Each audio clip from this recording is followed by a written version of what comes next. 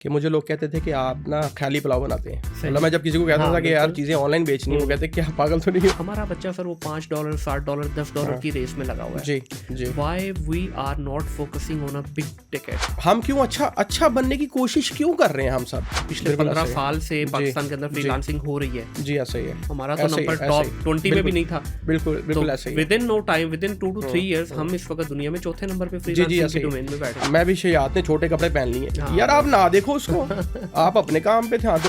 1,40,00,000 उन्होंने सिर्फ वेबसाइट बनवाई है। ओह वाह, 1,40,00,000 पाकिस्तानी और पाकिस्तान में रहते हुए सर इधर ही लाहौर बेस्ड है। क्लॉथिंग का ब्रांड है, ठीक है। उन्होंने अपनी वेबसाइट बनवाई है और उनका क्या लगवाया उन्होंने वेबसाइट पे? सब कुछ भी नहीं, trust me, basic website.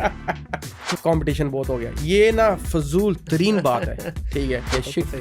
express.com, ठीक है, दे आर सेलिंग शिट, ठीक है, लिटरली। मसला ये हमसे तो वो शार्क नहीं पकड़ी जा रही जो हर 3 महीने बाद इंटरनेट की तार खा जाती है हमारी। मुझे तो समझ नहीं लग रही कि भाई ने केड़ा मिठा पिया है। अब एक बंदा जो 2003 में ई कॉमर्स कर रहा है, तो वो कितनी पहले पैदा हो गया है बाई चांस गलती से, ठीक है। मतलब दान कैश क्यों स्टार्ट किया हमने, आखिर ऐसी क्या वजह थी?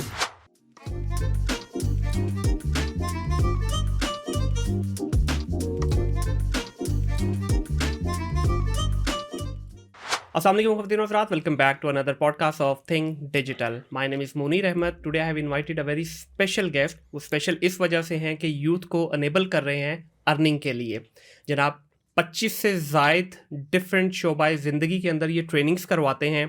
इनका जो बैकग्राउंड है, बहुत ही हम्बल बैकग्राउंड से इन्होंने स्टार्ट किया। हस्बैंड वाइफ ने ये प्रोजेक्ट को लेके चले, बेसिकली स्ट्रगल कर रहे थे अपनी लाइफ के अंदर। इनको जब क्रैक मिला तो इन्होंने वही क्रैक पास ऑन करने की कोशिश की आगे टू द यंग जनरेशन। जी, मैं बात कर रहा हूँ दानकाश के फाउंडर CEO जनाब काशिफ साहब की। अस्सलाम वालेकुम काशिफ भाई, कैसे हैं? काशिफ भाई, बहुत शुक्रिया आपका तशरीफ लाने के लिए। बड़ी देर से मैं आपको जो अप्रोच कर रहा था, लेकिन आई थिंक सो आप रिसेंटली मूव हुआ मैं, तो बस उस वजह से, अदरवाइज तो अब आप इस्लामाबादी हो गए हैं, तो इसलिए अब आप लाहौरियों को मुंह नहीं लगा रहे। नहीं, मुंह लगाने की बात नहीं है। लाहौर में आपको पता पोल्यूशन बहुत ज्यादा हो गई है, अदरवाइज तो बस ऐसे ही, बिल्कुल ऐसे ही। खाने मिस कर रहा हूँ वहाँ पे, भूख अच्छा लगती है तो समझ नहीं आती क्या खाना है वहाँ पे। नहीं, अभी तो इस्लामाबाद में भी खाने काफी बेहतर हो गए। हाँ, लेकिन लाहौर है, मतलब खाने के लिहाज से ये कोई बात नहीं है, वो तो वैसे ही है, बिल्कुल ऑप्शंस बहुत है आपके पास। तो कैसा चल रहा है अभी आपका इस्लामाबाद की लाइफ? अल्हम्दुलिल्लाह बहुत अच्छा जा रहा है। तो इसमें प्राइमरीली जो आपका वहाँ शिफ्ट होने का मकसद था, वो बिजनेस था या ये पोल्यूशन या हेल्थ? दोनों तीनों चीज़ें थी। एक तो ये था कि अगर आप अपनी पूरी ज़िंदगी लगाते हैं अपने बच्चों के लिए, और आपके बच्चे जो है उनको आप एक आइडियल एनवायरनमेंट नहीं दे रहे हैं, तो फिर आपको फ़ायदा कोई नहीं है। दूसरी चीज़ ये थी कि मैं बहुत माइक्रो मैनेज कर रहा था चीज़ें। मुझे ना मेरी पर्सनालिटी का इशू है कि बहुत ना अटेंशन टू डिटेल जाने की आदत है, तो उससे मैं देख रहा था कि मेरा टाइम ना वो आज भी 20 घंटे वो लग रहे थे। अच्छा। क्वालिटी थॉट कहीं ना कहीं कॉम्प्रोमाइज़ हो रहा था, तो मैंने फिर ये डिसाइड किया कि इस्लामाबाद चलते हैं। और उसका देखा है मैंने, असर भी देखा है, मेरे पास आ रहा है काफ़ी चीज़ें। अब मैं चीज़ों को और तरह देख रहा हूँ, एक बर्ड आई व्यू में मुझे चीज़ें नज़र आ रही हैं, तो बेहतरी आ रही है। इस वजह से तो नहीं कि वर्टिकल ऊपर जाके रहना शुरू कर दिया तो ऊपर से देख रहे हैं सारी चीज़ें? हाँ, ये भी कह सकते हैं, आपकी जितना ऊपर रहे बंदा उतना बेहतर है। क्योंकि लाहौरी तो कहते हैं जी थल्ले ही रहना है ज़मीन पे, नहीं नीचे, अब नहीं, अब थोड़ा ऊपर ही रहना है। सही है।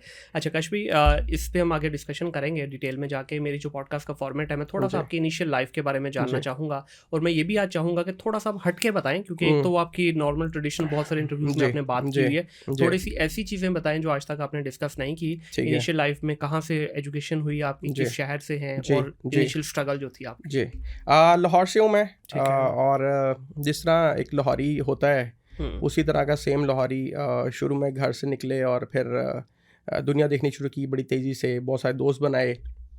एक बात जो बड़ी अजीब है मेरे बारे में, लोगों में कहता हूँ कि किसी के कितने दोस्त हो सकते हैं, तो मैं बच्चों से पूछता हूँ अक्सर कि आपके कितने दोस्त हैं, क्योंकि लाहौर जो है एक्सपोजर भी बहुत ज़्यादा है। तो मेरे 500 दोस्त थे, ठीक है, और मैंने 500 दोस्त की एक पूरी लिस्ट बनाई हुई थी। और मेरे फादर मुझे ये कहते थे कि यार तुम प्राइम मिनिस्टर हो, ठीक है, इतनी दुनिया तुमसे मिलने आती है। तो उसी तरह वही सब चीज़ें, क्रिकेट, फुटबॉल, स्नूकर, आवारागर्दी, घूमना फिरना, चलना। फिर इवेंचुअली फाइनेंसिस उस दौर में आके जब फर्स्ट टाइम पे मैंने 2 दफ़ा देखा है फाइनेंसिस को, फाइनेंशियल क्राइसिस से 2 दफ़ा ज़िंदगी बहुत सीरियस गुजरा हूँ। एक दफ़ा अपने फादर की टाइम पे वो देख रहे थे सब चीज़ों को, तो अचानक पता लगा कि जी फाइनेंसिस ठीक नहीं है, चीज़ें ख़राब हो गई हैं, बिज़नेस डिस्टर्ब हो गया है और कुछ करना है। तो वो जो टाइम पीरियड था घर से अचानक निकल के जाने का और पहली जॉब करने का, जहाँ पे आपको बिल्कुल पता ही ना हो कि आपने काम करना है पैसे कमाने, तो वो 1 साल वो टाइम पीरियड था बड़ा अजीब सा, जिसमें जॉब की पहली और उसके बाद देखा कि दुनिया कैसे चल रही है। बड़ी तेज़ ग्रोथ उसमें भी थी जॉब में। मैं जो है कंपनी में जीएम की सीट मुझे मिल गई थी 1 साल के अंदर। इतनी थोड़ी एज में नहीं मिलती आपको 20-21 साल के अंदर। लेकिन मैं क्योंकि मेरे कंप्यूटर स्किल्स शुरू से बड़े अच्छे थे, गेम्स और वो वाला सारा मामला, और मेरी एजुकेशन की अगर बात करें तो आईसीएस का पहला बैच जो पाकिस्तान में जब स्टार्ट हुआ तो उसमें मैंने एडमिशन लिया।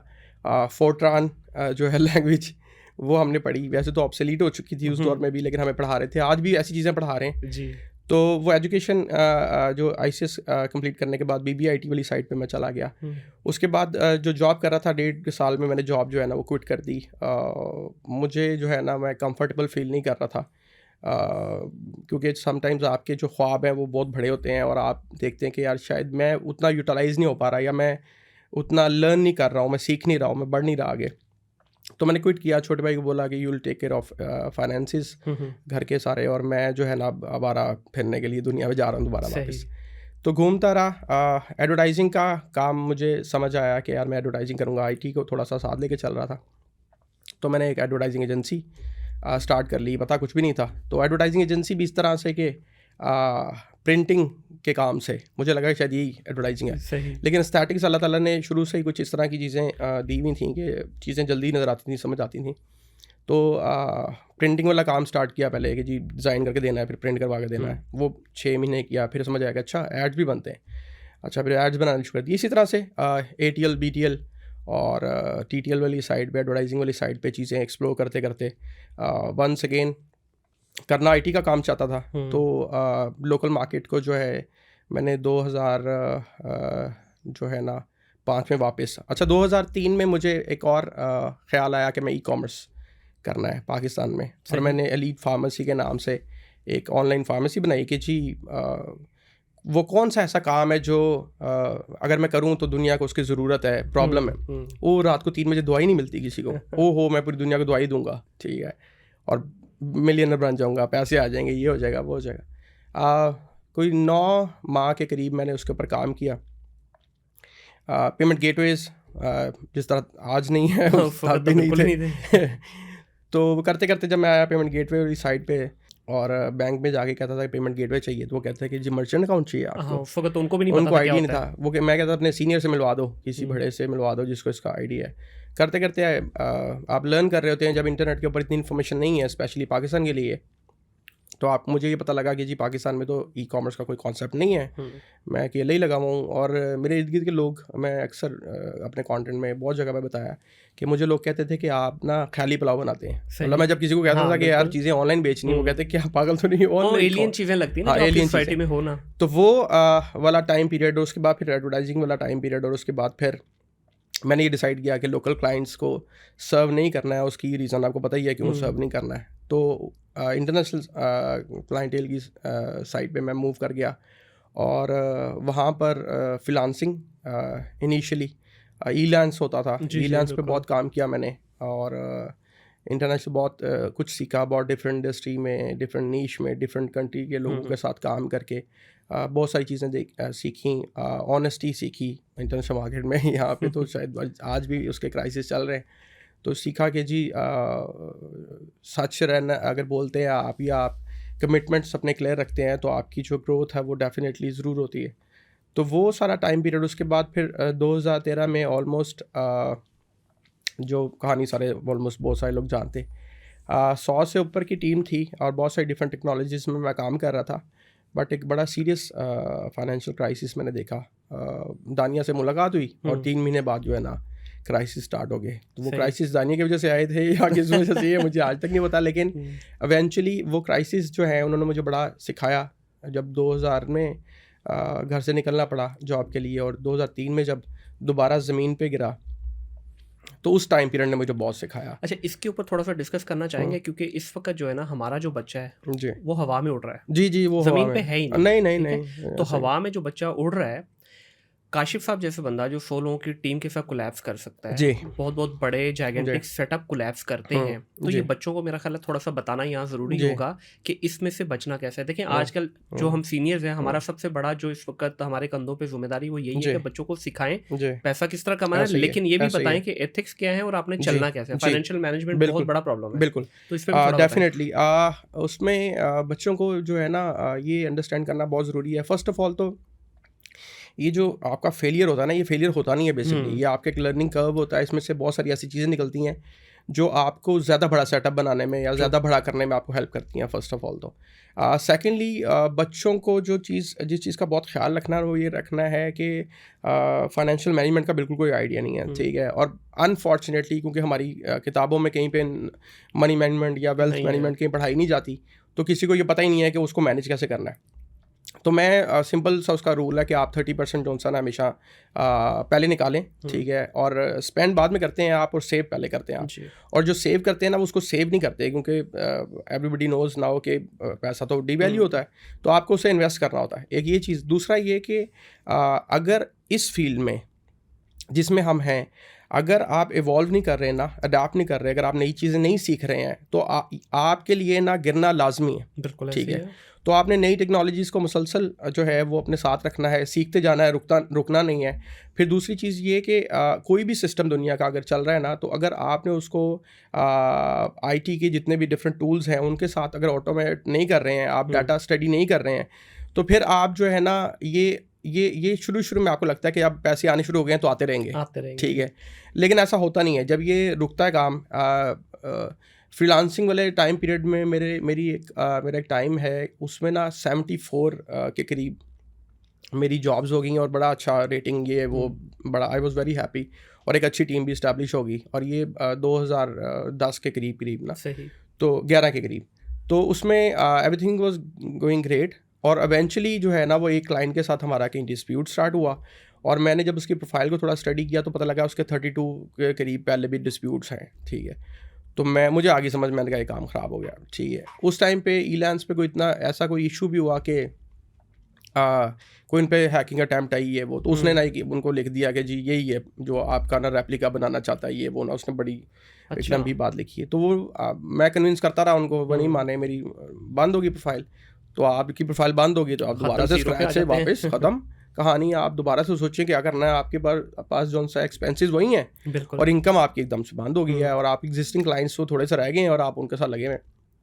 तो एक तो ये कि हमेशा अपने अंडे, वो जो एक बात है बड़ी सिंपल सी, कि अपने अंडे ना रखें एक बास्केट में, यस, एक वो। दूसरा आपकी फाइनेंशियल मैनेजमेंट। और बच्चा जो है ना, उसको अगर वो सीख नहीं रहा है ना और उसको लग रहा है कि ये चीज़ें चलती जाएंगी और इसी तरह चलती जाएंगी, तो फिर वो डेफिनेटली गिरेगा। तो मैं अपने बच्चों को जितने भी देख रहे हैं और जो मेरे साथ बात करते हैं उनको ये समझाता हूँ कि आपने रुकना नहीं है, ठहरना नहीं है, और always go for multiple income streams. अगर आपके पास एक तरफ से पैसा आ रहा है तो आपको और जगह पे भी उसको कहीं ना कहीं इन्वेस्ट करना है और उसको ग्रो करना है, तो ही आपकी बचत है। अदरवाइज़ आप जो है ना बहुत बुरे, और ज़रूरी नहीं कि सारे उठे भी वापस। बिल्कुल ऐसे ही है। ये डिपेंड करता है ना कि आपका सर्कल क्या है। जी, जिसको कहते हैं ना कि आपकी जो नेटवर्किंग है, दैट्स वेरी राइट, वो आपको बचाती है, वो आपकी नेटवर्क होती है, दैट्स वेरी राइट। तो उसके ऊपर भी आपने फोकस करना है। सिर्फ बच्चे आजकल के क्या, जो मुझे ज़ाहिर है मैं भी इस डोमेन में हूँ, बच्चा क्या करता है, एक कोर्स लिया, उसके बाद वो समझ लेता है कि ये फॉरएवर रहेगा। जी ऐसे ही है। डायनामिक डोमेन है सर, स्टैटिक थोड़ी है। बिल्कुल डायनामिक डोमेन में तो हम हर रात को, जिस तरह हमारी आजकल सियासत के झोंके चल रहे हैं ना, सुबह उठते हैं नई खबर,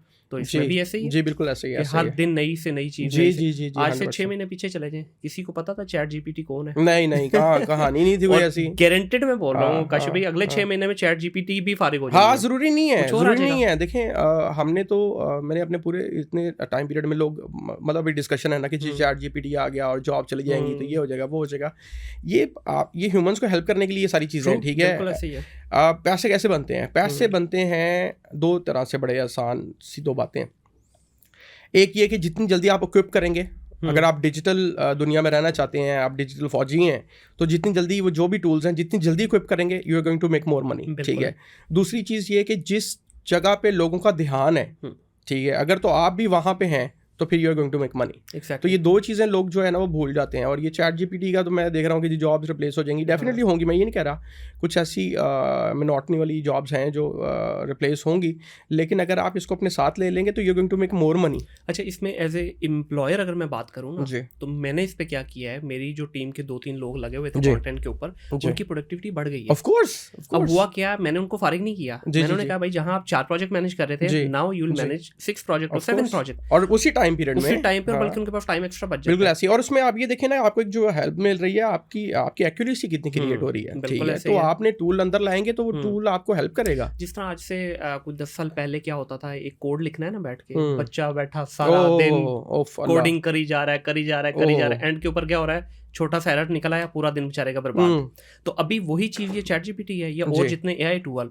अभी हम लोग एक चीज़ के ऊपर जो ना स्ट्रगल कर रहे थे, मैंने टीम को कहा यार ढूंढो मुझे, जिस तरह आजकल शॉर्ट वीडियोस पे आप देखा होगा नीचे टेक्स्ट चलता हुआ आ रहा है। तो हमने मल्टीपल चीज़ें ट्राई की, हमें कोई सही मज़ा नहीं आया। तो आज मेरी टीम ने सुबह मुझे एक टूल भेजा, हमारा मसला हल हो गया। वही ना अब तो टूल्स हैं। Manually it was taking around 1 hour for us to just write a small text. अभी कितना लग रहा है, 30 सेकंड टू 40 सेकंड आपने टेक्स्ट देना है और आपने उसकी एडजस्टमेंट करनी है। कहीं भी कुछ भी नहीं देना। अच्छा, वो सर वीडियो अपलोड करें, मैं उर्दू में बोल रहा हूँ, आप उर्दू में बोल रहे हैं, वो ऑटोमेटिकली उसको इंग्लिश में टेक्स्ट कर रहा है, स्पीच को टेक्स्ट करेगा और फिर उसको हां ऑलमोस्ट 70-80% उसकी एक्यूरेसी है। अरे वाह अरे वाह। अगर इंग्लिश में बोलेंगे तो फिर तो 100% ही होगी।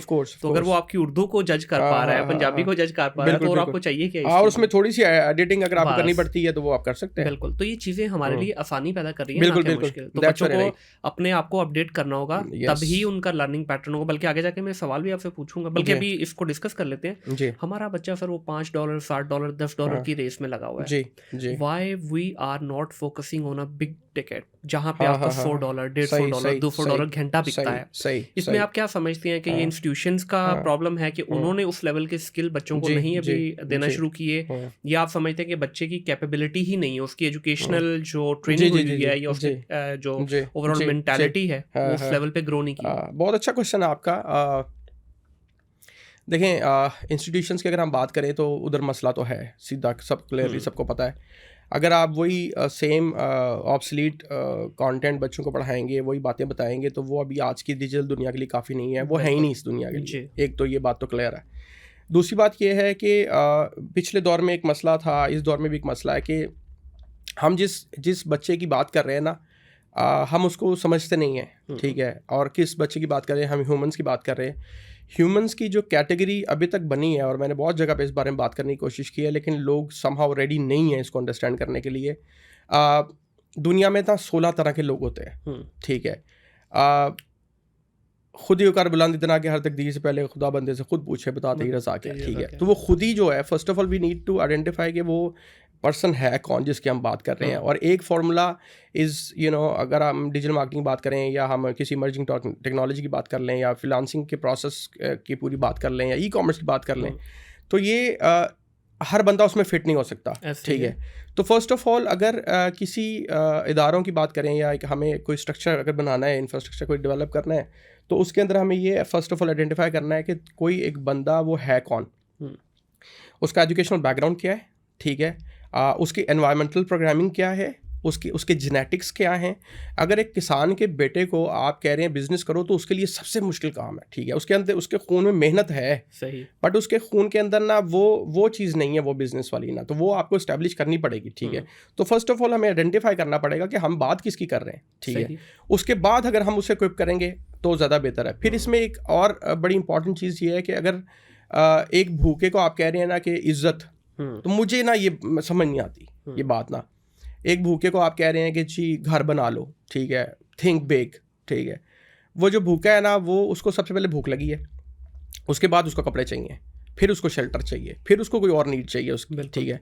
तो अनफॉर्चुनेटली यहाँ पर जितनी भी हम लोग बात करते हैं, जितने लोग बात कर रहे हैं, मतलब मैं इसलिए नहीं कहूँगा कि इमर्जिंग टेक्नोलॉजी बड़ी इंपॉर्टेंट है, या डिजिटल मार्केटिंग बड़ी इंपॉर्टेंट है, या फ्रीलांसिंग में चले जाओ, या छोटा स्किल कर लो, या बड़ा स्किल कर लो। ये पर्सन टू पर्सन वेरी करता है। जिस बच्चे की कैपेसिटी ही $5 वाली है जी, उसको आप ना AI की और बाकी चीज़ें बताएंगे ना, उसकी कैपेसिटी नहीं है अनफॉर्चुनेटली।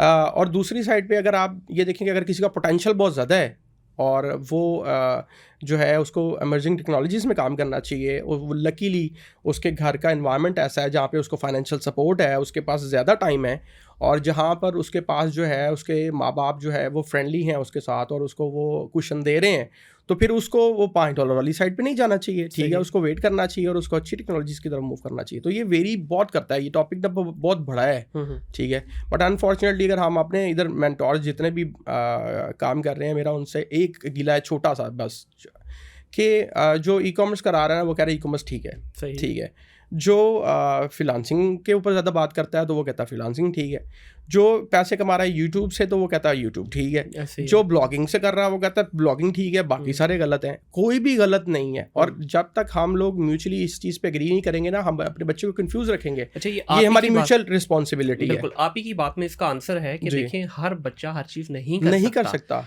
तो किसी चीज़ को गलत कहना या सही कहना ये मतलब दुरुस्त चीज़ नहीं है, इसमें क्या होगा, बच्चा डिट्रैक होगा। देखिए आप मैं हम जितने लोग हैं जिन्होंने अपनी जर्नी कोई गुजार ली है और हम चाहते हैं कि हम अपनी पौध को हेल्प करें, हम आने वाली जनरेशन को हेल्प करें, जो कि एक बहुत बड़ा असासा है इस मुल्क का। तो फर्स्ट ऑफ ऑल ना देखें, घर के अंदर ना मसला क्या हुआ, घर के अंदर मसला ये हुआ कि बच्चे ने आंख खोली और उसने देखा कि माँ और बाप ना दोनों लड़ रहे थे और दोनों कह रहे थे तुम गलत हो, ठीक है, तो वो कंफ्यूज हो गया। अब इस मुल्क में भी वही चलना शुरू हो गया कि सारे कह रहे हैं तुम गलत हो मैं ठीक हूँ, मैंने जो किया है ना वो 100% ठीक है, लेजिट है, वो सही है, और जो तुम कर रहे हो ना वो गलत है। तो आप अपने आप को सही साबित करने के लिए किसी को गलत कह के नहीं साबित कर सकते, आपको अपना पार्ट प्ले करना पड़ता है। तो अनफॉर्चुनेटली मैं जितनी नेगेटिविटी देख रहा हूँ एक दूसरे के बारे में या लोग जिस तरह से बातें करते हैं, मैं उसके फेवर में नहीं हूँ। अच्छा, इसकी ना एक जो मुझे सबसे बड़ी रीज़न समझ आती है ना, we as a nation are not ready to take competition. जी, this is one of the major reason. अब इंडियन थ्योरी को देखें, मैंने 10 साल इंडियंस के साथ काम किया है। इंडियन थ्योरी कहती है कि भाई एक जगह पे आपने एक शॉप खोली है ना, तो बाकी तीनों कॉर्नर की शॉप भी आप ले लो, पूरा चौक आपका हो जाएगा। जी बिल्कुल ऐसे ही। हम क्या कहते हैं यार, अच्छा ये चौक पे अगर मुनीर की शॉप है, सामने काशिफ साहब की आ गई है, तो कंपटीशन बन जाएगा। जी ऐसे ही। वो कहते हैं नहीं भाई, पूरा गांव अपना कर लो, बिल्कुल ऐसे। कस्टमर सारे गांव का इधर ही आना है ना, पूरे चौक का कस्टमर इधर आना। हम उस चीज के लिए रेडी नहीं है। हाँ जी, वो कलेक्टिव ग्रोथ पे उनका एक बिलीव है और वो कलेक्टिवली ग्रो करते हैं। मैंने भी इंडियंस के साथ बहुत काम किया है, बहुत प्रोफेशनल है, मतलब सीधी सी बात है, आप क्या बात करेंगे, मतलब उनसे मैं काम मैंने किया, मुझे उन्होंने आज तक अपना कभी मजहब बेचने की कोशिश नहीं की, ठीक है, कितनी स्ट्रेट बात है।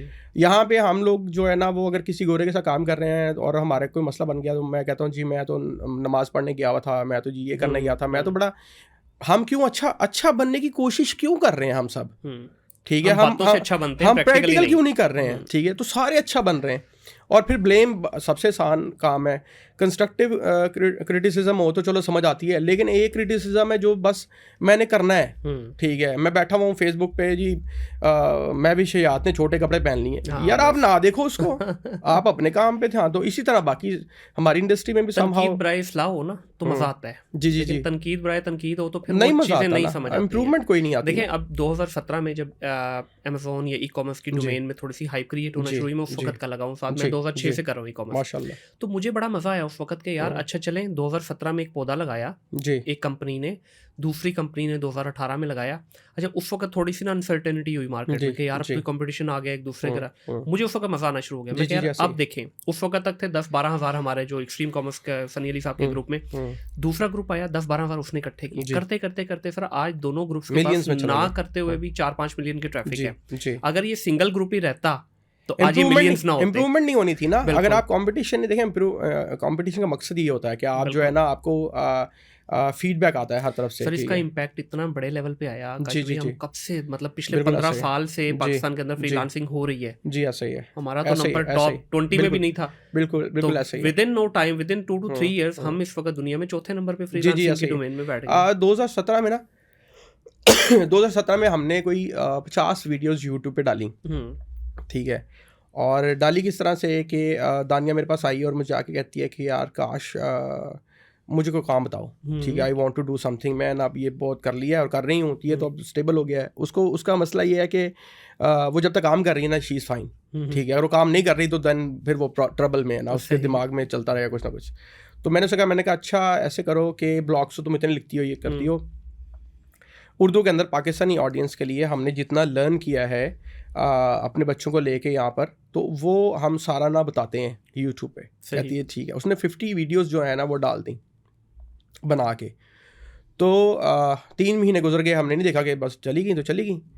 3 महीने बाद जब हमने एक दिन देखा हमारे, तो वो जो ईमेल हमने उसके साथ लगाया था उसके इतना फ्लड था, इतना फ्लड था लोगों का, इंक्वायरी इतनी ज़्यादा थी, और वो लाखों में एकदम से वीडियोस जब वो स्प्रेड हुई, तो वहाँ पे मुझे एक चीज़ की समझ आई कि यार ये तो दिस इज़ समथिंग जो हमें करना चाहिए। इसका मतलब है कि ये ज़रूरत है। और मैं इसको छोटे स्केल पे कर रहा था, छोटे स्केल पे इस तरह से कर रहा था कि मैं जितना काम मैंने डिजिटल एजेंसी के तौर पे किया, सॉफ्ट हाउस के तौर पे किया, और मेरे हमेशा से जितने भी एम्प्लॉयज़ रहे हैं तो वो एम्प्लॉयज़ नहीं रहे, ठीक है, उनको मैंने एम्प्लॉय के तौर पे कभी ग्रो करने दिया ही नहीं है। उनको हमेशा ये कहा है कि मेरे पास आप लिमिटेड टाइम के लिए हो, ठीक है, और मैं ये चाहता हूँ कि आप ना जॉब ना करो, आप अपना काम करो।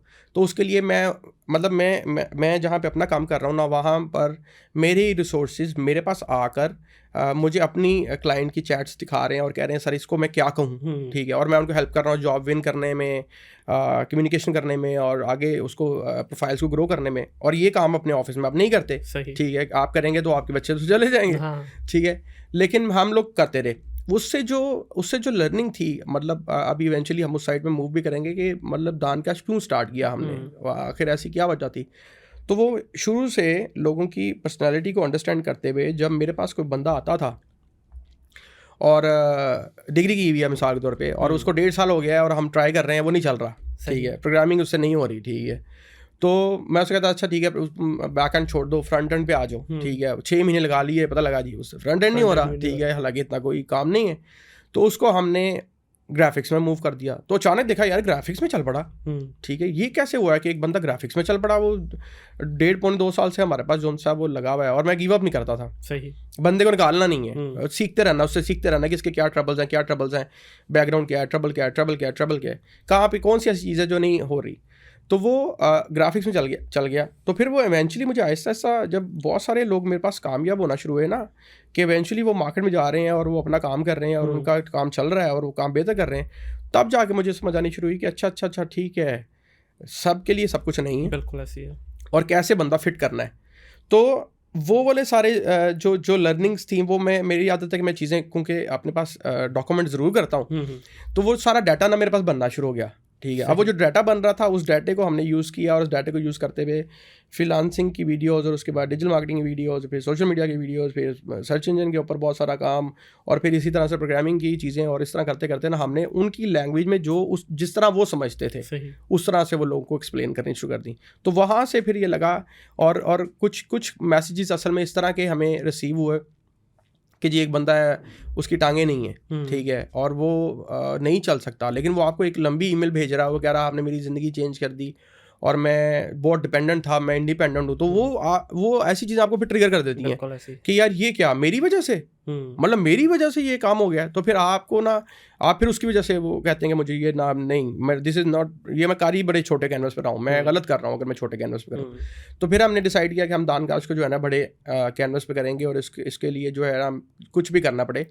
और बहुत सारे क्लाइंट्स मैंने अपने, और बहुत सारा काम मैंने अपना सेक्रीफाइस किया है इन सब चीज़ों के लिए, कि आप कई दफ़ा मुझे चॉइसेस लेनी पड़ी हैं काफ़ी जगहों पे, कि या आप इसको ज़्यादा कर लें, तो या आप इसको कर लें। तो मैंने दानकाश को जो है वो प्रेफरेंस दी। तो इस तरह से ये सारी जर्नी है। सही, तो इस वक्त दानकाश जो है ये बेसिकली दान से आपकी वाइफ जो दानिया वो है, काश से काशिफ आप हैं, ठीक है, तो ये दोनों आप मिल के इसको चला रहे हैं। आपकी रिस्पॉन्सिबिलिटी मेनली क्या है, आप किस डोमेन को देख रहे हो? 25+ डिफरेंट सब्जेक्ट्स पे आप ट्रेन कर रहे हैं लोगों को, और दानिया किसको कर रही हैं? ठीक है, अच्छा, ये भी एक दानकाश का जो पूरा कॉन्सेप्ट है, ये बिल्कुल इसी तरह से हमें ख्याल आया कि हमारे मुआशरे में एक और ट्रबल ये था कि हमने ना औरत को उठा के, एक वुमेन को उठा के ना पिछला पहिया कर दिया, बिल्कुल, और हमने कहा जी इसका काम है कि जी इसने रोटी पकानी है, ठीक है, पहिया भी सर कम लोगी, वरना ज़्यादातर नहीं तो स्टपनी के तौर पे यूज़ करते हैं। तो वो मैंने और दानिया ने डिसाइड किया कि अगर हमारे मुआशरे में किसी चीज़ की सबसे ज़्यादा ज़रूरत है ना, तो वो घर में ना पेरेंट्स का बैलेंस होना सबसे ज़रूरी है, उनको सेम पेज पे नज़र आना बहुत ज़रूरी है। और अगर बच्चों की रिस्पॉन्सिबिलिटी लेनी है ना, तो दोनों ने मिल के लेनी है, किसी एक बंदे ने नहीं लेनी। तो वो हमने इस तरह से इसको लेके चला। तो वो दानिया पहले और काश बाद में, सही, ठीक है।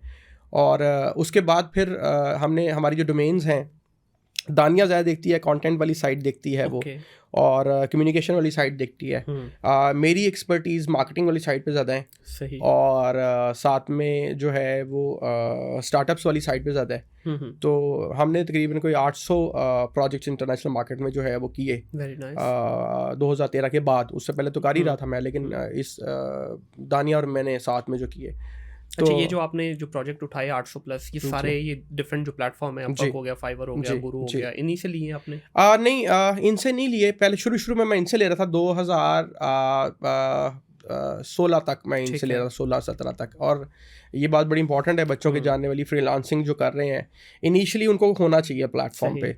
लेकिन जिस तरह से हम अमेज़न की बात करते हैं कि अमेज़न पे ज़रूर होना चाहिए, लेकिन आपको अपनी वेबसाइट्स पे अब काम करना चाहिए। इसी तरह से फ्रीलांसिंग में भी जब तक आप अपनी पर्सनल आइडेंटिटी पे नहीं जाएंगे, आप जो है ना वो डिपेंडेंट रहेंगे लोगों के ऊपर। अगर आप यूएस में चाहते हैं अच्छे क्लाइंट्स को लेना, या कनाडा में, या किसी भी कंट्री के अंदर, तो आप वहाँ पे अपनी कंपनी को रजिस्टर करें, अपनी डोमेन जो सी है उसको बाय करें, उसके ऊपर अच्छी सी एक वेबसाइट बनाएं, थोड़ी सर्विसेज रखें उतनी जितनी आपको देनी आती हैं, ठीक है, वो सर्विसेज रखें। उसके बाद आप गूगल एड्स और डिफरेंट एडवर्टाइजिंग प्लेटफॉर्म्स को यूज़ करते हुए ना डायरेक्ट ट्रैफिक को जो है ना अपने पास लेके आएँ, और उनको अपफ्रंट अच्छी वैल्यू ऑफर करते हुए बिजनेसेस को, जो उनके बेसिक ट्रबल्स होते हैं बिजनेसेस के, उनको हेल्प करें, और उनको ई बुक्स फ्री में दें, उनको वीडियो फ्री में बना के दे दें, जो भी आप बना के दे सकते हैं अपफ्रंट वैल्यू वो बना के दें, फिर उनके साथ आप आगे फर्दर काम करें। तो वो मेनली इस वक्त आप रैंक्ड हैं यूएस के अंदर? रैंक नहीं, सर्च इंजन पे मैंने ज़्यादा इतना डिपेंड नहीं किया कभी। उस पे नहीं किया? और सर्च इंजन मुझे लगता है बड़ा लॉन्ग टर्म, लेकिन ये तो पिलर है किसी भी मतलब डिजिटल डोमेन के बंदे के लिए। है बिल्कुल है। सर्च इंजन के ऊपर आप मैं बेसिक्स पे जो आपके बेसिक चीज़ें उन पे बिलीव रखता हूँ, बट अगर आप कहें कि मैं टेक्निक्स और उनके ऊपर जाके ना मैं उस पर मेरा बिलीव नहीं है। बिलीव इसलिए नहीं है, अगर हम डिजिटल साइड को देखना चाहते हैं तो सर्च इंजन ना सेकंड फेज़ है, ठीक है, लेट्स से क्या से सेकंड फेज़ है। इस तरह से सेकंड फेज़ है कि let's say first of all तो आपने ये अंडरस्टैंड करना है कि वो कौन से मनी मेकिंग कीवर्ड्स हैं। अब अगर आप आज कीवर्ड्स को डिसाइड कर लेंगे और आप उसके बाद जो सा 8-9 महीने लगा लेंगे, और आपको पता लगेगा कि जी मेरे ये कीवर्ड एक तो रैंक नहीं हुए, जो रैंक हुए उन पर ट्रैफिक है बट कन्वर्जन नहीं है, ठीक है, या वो इंफॉर्मेशन बेस्ड कीवर्ड्स हैं, वो ट्रांजैक्शनल कीवर्ड्स नहीं है, तो फर्स्ट गो फॉर एडवर्टाइजिंग। आप पहले फिगर आउट कर लें कि कौन से कीवर्ड्स मुझे कन्वर्जन्स देते हैं, कहाँ से मेरे पैसे बन रहे हैं, फिर आप सर्च इंजन वाली साइड पे मूव करें। बिल्कुल, तो वो हम इस तरह से इसको लेके अभी तो वेन्यूज इतने सारे हो गए हैं, अब तो खाली सिर्फ गूगल, वही बात आ गई कि अमेज़न पे नहीं रहना, गूगल नहीं रहना, तो there are lot of other ways you can expand. In fact अब तो यूएसए के अंदर बहुत सारे ऐसे प्लेटफॉर्म बन गए हैं जो आपके लिए क्वालिफाइड लीड्स लेके आते हैं। जी that's very right. You don't need to just rely on your internal marketing. Of course अब तो देखें, पता क्या, वो बच्चे एक ख़ास अभी स्ट्रगल कर रहे हैं, ठीक है, उनका वो ये कह रहे हैं कि जी कंपटीशन बहुत हो गया। ये ना फजूल तरीन बात है, ठीक है, कोई कंपटीशन नहीं हुआ। असल में तो 2020 के बाद जो आपकी डिमांड है वो इतनी ज़्यादा इंक्रीज़ कर चुकी हुई है। एवेंचुअली दुनिया के अंदर तमाम बिजनेसेस जो नहीं भी ऑनलाइन गए उनको भी ऑनलाइन जाना है, और इसके अलावा तो हमारे पास कोई चारा है रहा इन दुनिया के पास। तो वो डिमांड तो बहुत इंक्रीज़ कर गई हुई है बेसिकली, लेकिन डिपेंड ऑब्वियसली ये करता है कि क्या आप किसी को उसकी प्रॉब्लम सॉल्व करके दे सकते हैं या नहीं करके दे सकते हैं, ठीक है। तो प्लेटफॉर्म्स तो बेशुमार है, बिजनेस बहुत सारा है। मैं इस पर एक बात करता हूँ काश भाई, अभी आप जैसे मेन रोड से आते हैं अंदर जी, मेन रोड पे सर मुझे एक पिज़्ज़ा शॉप से लेके, एक बार्बर शॉप से लेके, एक बड़ी बेकरी या बड़े रेस्टोरेंट, किसी का भी नाम ले लें, क्या उनको कस्टमर नहीं चाहिए? चाहिए, सबको चाहिए। द ओनली थिंग इज कि we as a digital service provider are not thinking out of the box. बिल्कुल दैट्स द बिगेस्ट चैलेंज। बच्चा क्या कह रहा है जी, चल के घर आ जाए मेरे भाई, आप भी तो चले जाओ किसी के पास। पाकिस्तान में सर इस वक्त इतना का काम आईटी में होने वाला है, हम वो मिसाल सुनते ना 100 साल पीछे हैं, जी जेन्युइनली पीछे हैं सर। इस वक्त अगर कोई अच्छा सर्विस प्रोवाइडर है ना, जी वो सिर्फ गवर्नमेंट सेक्टर को टैप कर लेना, तो उसकी मैं कहता हूँ आगे 7 नस्लें खाएंगी। देखिए, आपने बात बिल्कुल सही किया। हम कहते हैं जी इंटरनेशनल मार्केट जी डॉलर कमाना है, ये वो आपके लोकल मार्केट में ही बड़ा रूम है, ये 100% गारंटी वाली बात है। और अगर आप अच्छी प्रोडक्ट या सर्विस कहीं पे भी आपको लगता है ना कि आपको उस पर ट्रस्ट हो रहा है, आप उसको यूज़ कर रहे हैं, आप उस बंदे के साथ जाके पार्टनरशिप कर लें, उसे यार डिजिटल मैं कर लेता हूँ, तुम ना लगाओ पैसे। अगर आपको अपनी सर्विस का पता है, अगर आपको पता है कि इट वर्क्स, ठीक है, तो आप जाके उसको जो है उसके साथ आप जेबी कर ले, पार्टनरशिप कर ले। क्लोथिंग का ब्रांड है, मैं नाम नहीं लूंगा उसका, काशु भाई 1,40,00,000 रुपया उन्होंने सिर्फ वेबसाइट बनवाई है। ओह वाओ, 1,40,00,000 1,40,00,000 पाकिस्तानी और पाकिस्तान में रहते हुए सर इधर ही लाहौर बेस्ड है। क्लॉथिंग का ब्रांड है, ठीक है, उन्होंने अपनी वेबसाइट बनवाई है और उनका तो क्या लगवाया उन्होंने वेबसाइट पे? कुछ भी नहीं, ट्रस्ट मी, बेसिक वेबसाइट है, क्योंकि मैं तो उस डोमेन को समझता हूँ ना, कुछ भी नहीं है, ठीक है। सम टाइम ऐसा होता है कि आपके जो सोल्यूशन आप प्रपोज करते हो ना, वो आउट ऑफ द बॉक्स होता है। बिल्कुल बिल्कुल ऐसे। अब उनका जो पर मंथ बजट है स्पेंडिंग का, जो उन्होंने कहा है, उन्होंने कहा जी 1 करोड़ का इनिशियल बजट हम। Nice nice, good budget. और ये मेरे बड़े करीबी जानने वाले हैं जिन्होंने ये प्रोजेक्ट क्लोज किया है, और हम भी इनडायरेक्टली उसके अंदर एक डिजिटल का पार्ट प्ले कर रहे हैं। तो सर लोग यहाँ पे खर्च रहे हैं, जी खर्च रहे हैं, पाकिस्तान पैसे हैं, ऐसा तो कोई बिल्कुल भी नहीं है। पता क्या है, लोगों को चस्का चढ़ गया ना। अब एक मैं बैठा हुआ था साहब के साथ, उनकी 6 से 7 करोड़ की मंथली सेल है सिर्फ ऑनलाइन की। अरे वाह अरे वाह। अब वो हमारे साथ जा रहे हैं अमेज़न के ऊपर। जी जी। अब मैंने जब उनसे ये सारी चीज़ें बात करनी शुरू की जी, वहाँ पे उनकी जो प्रोडक्ट थी बड़ी कंपेटिटिव नेश में थी, तो मैंने कहा जी यहाँ पे अमेज़न डायरेक्टली हमारे साथ है, तो थोड़ा सा देखना पड़ेगा। कहते यार ये मैं सारी जो खाक है ना छान चुका हूँ पिछले 6 साल में। तो उन्होंने उन्होंने बात नहीं की, उन्होंने खोल के बड़ी स्क्रीन लगाई हुई थी, उन्होंने 52 इंच की खोल के डाटा दिखा के उन्होंने कहा ये देखो। फिर मेरी तो आंखें खुली रही। मैं यार जो बंदा पाकिस्तान में इतना पैसा लगा रहा है, करोड़ सवा करोड़, तो इसको यूएसए में तो कोई मसला नहीं होगा। तो अब अप्रोच लोगों की चेंज हो गई है। जी ऐसे ही है। कोविड ने में वाकई बड़ा कुछ सिखाया। हाँ जी, कोविड ने हमारी तबीयत फ्रेश कर दी है। बिल्कुल ऐसे ही है। तो उसमें जहाँ पे कंपटीशन आया है ना, अगर देखें 10 कंपेटिटर आए हैं ना, तो पीछे 100 कस्टमर भी खड़ा है आपके। बिल्कुल ऐसे ही है। पहले कस्टमर नहीं था। हाँ जी ऐसे ही। अच्छा अभी थोड़ा सा चलते हैं जो आप कोर्सेज करवा रहे हैं। मैं आपकी वेबसाइट पे देख रहा था, आप फ्री की कुछ कोर्सेज भी आपने डाले हुए हैं, कुछ आपकी ऑनलाइन क्लासेस भी हैं, कुछ आपकी फिजिकल क्लासेस भी हैं। इस वक्त मार्केट के अंदर सर एक नई टर्म चलना शुरू हुई है, मंजन सेलर। जी ऐसे है। आप इस चीज़ को क्या देखते हैं? क्योंकि मेरी ज़ाती तौर पे मैं ये समझता हूँ कि paid courses are the one जो आपको एक लेवल अप करते हैं आपके एग्जिस्टिंग उस पे। आपका इसके ऊपर क्या टेक है? देखें, फर्स्ट ऑफ ऑल तो हम बात करते हैं सेलर के बारे में ना, मतलब एवरीबडी इज सेलिंग। हाँ फर्स्ट ऑफ ऑल ना, मैं अभी हम यहाँ भी बातें बेच रहे हैं, ठीक है। कोई बाय द वे सर जी काफी कुछ नहीं बेच रहे। हम तो चिट चैट कर रहे हैं सर, कुछ नहीं बेच रहे यहाँ पे।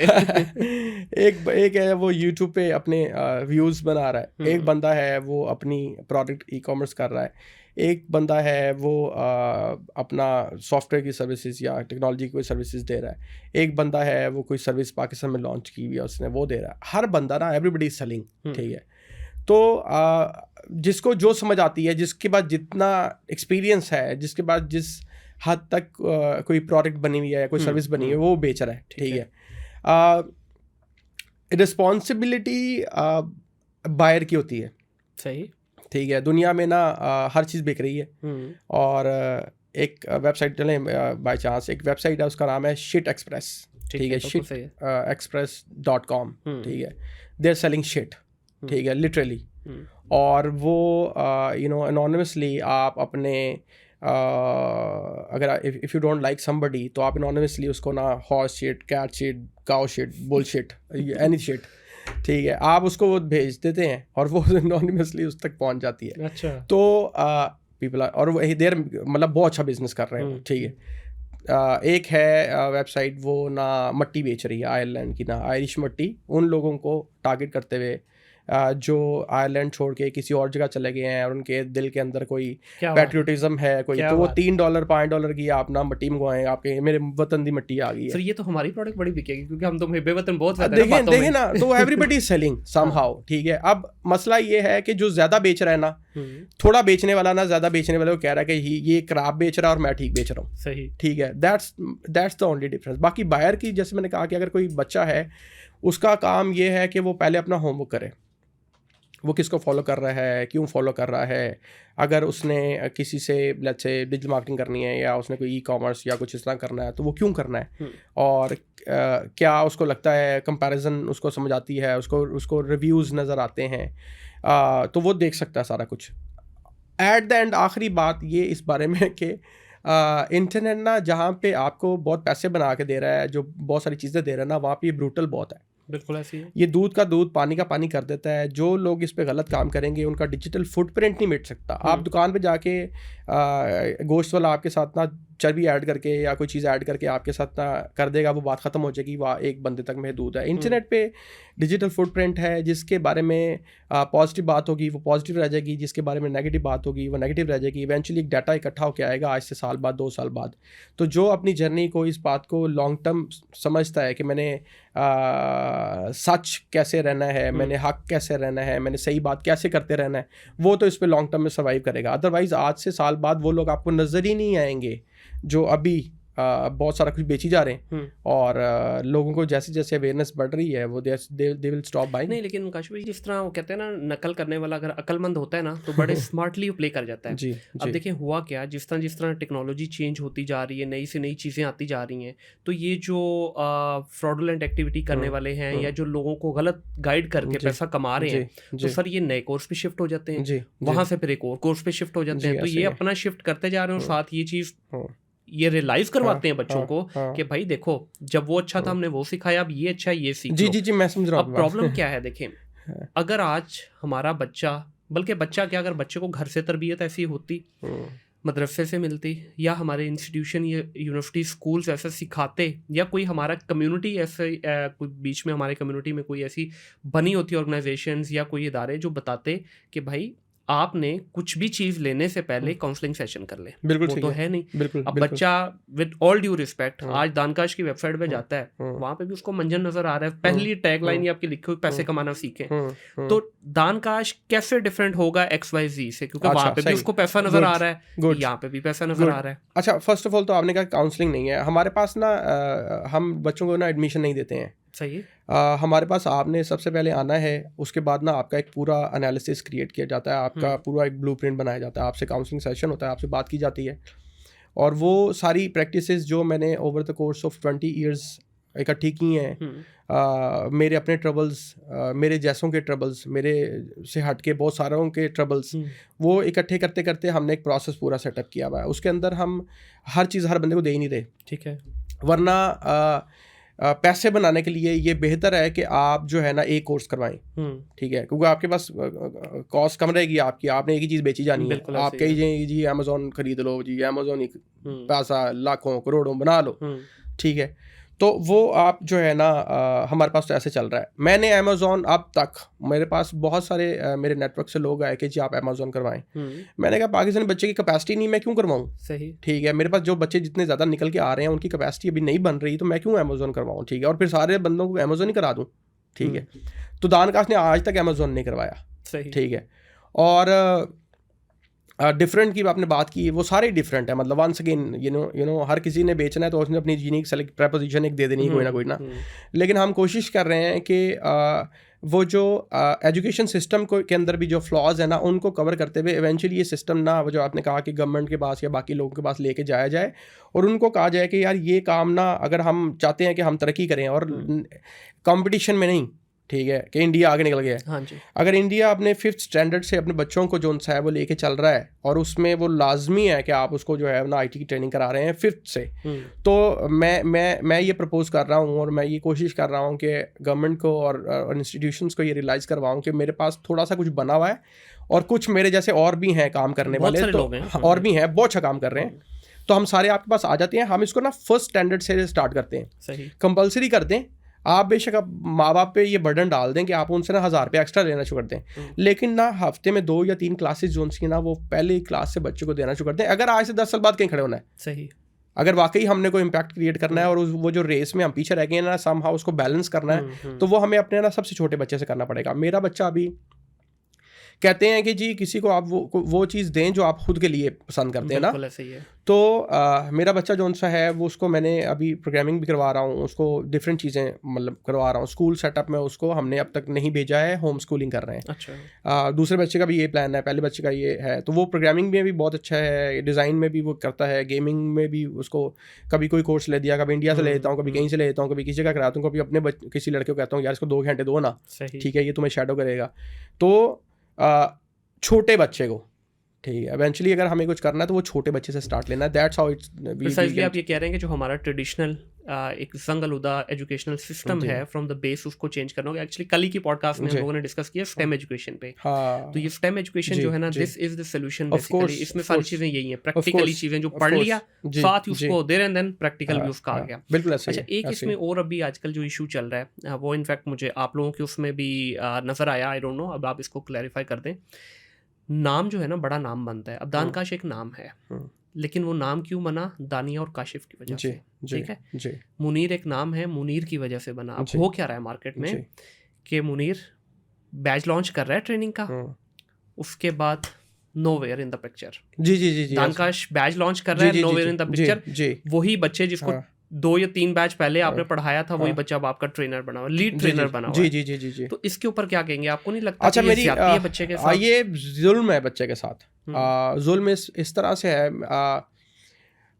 दानकाश ना अभी तक उस स्पीड से ग्रो नहीं कर पाया। सही, ठीक है। ग्रो करने में जो हिंड्रेंस थी या जो प्रॉब्लम्स हमें आई हैं वो ये आई हैं कि हमारे पास एक पॉलिसी सेटअप है कि जो बंदा 3 साल इंडस्ट्री में काम नहीं कर रहा और मिनिमम 3-4 लाख नहीं बना रहा है, उसकी प्रोफाइल नहीं है, तो वो नहीं पढ़ाएगा हमारे पास। ठीक है।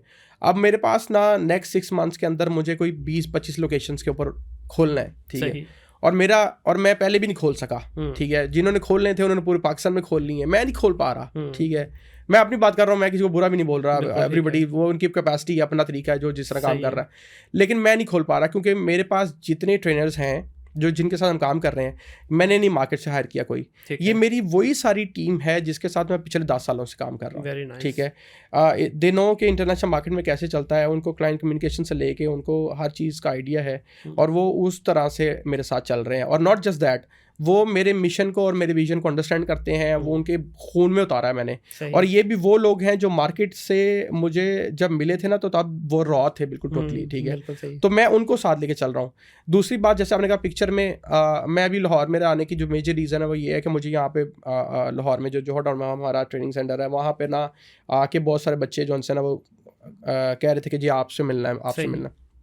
तो मेरी ये कोशिश होती है कि मैं हर सेंटर में जाके बच्चों से लाजमी मुलाकात करूं।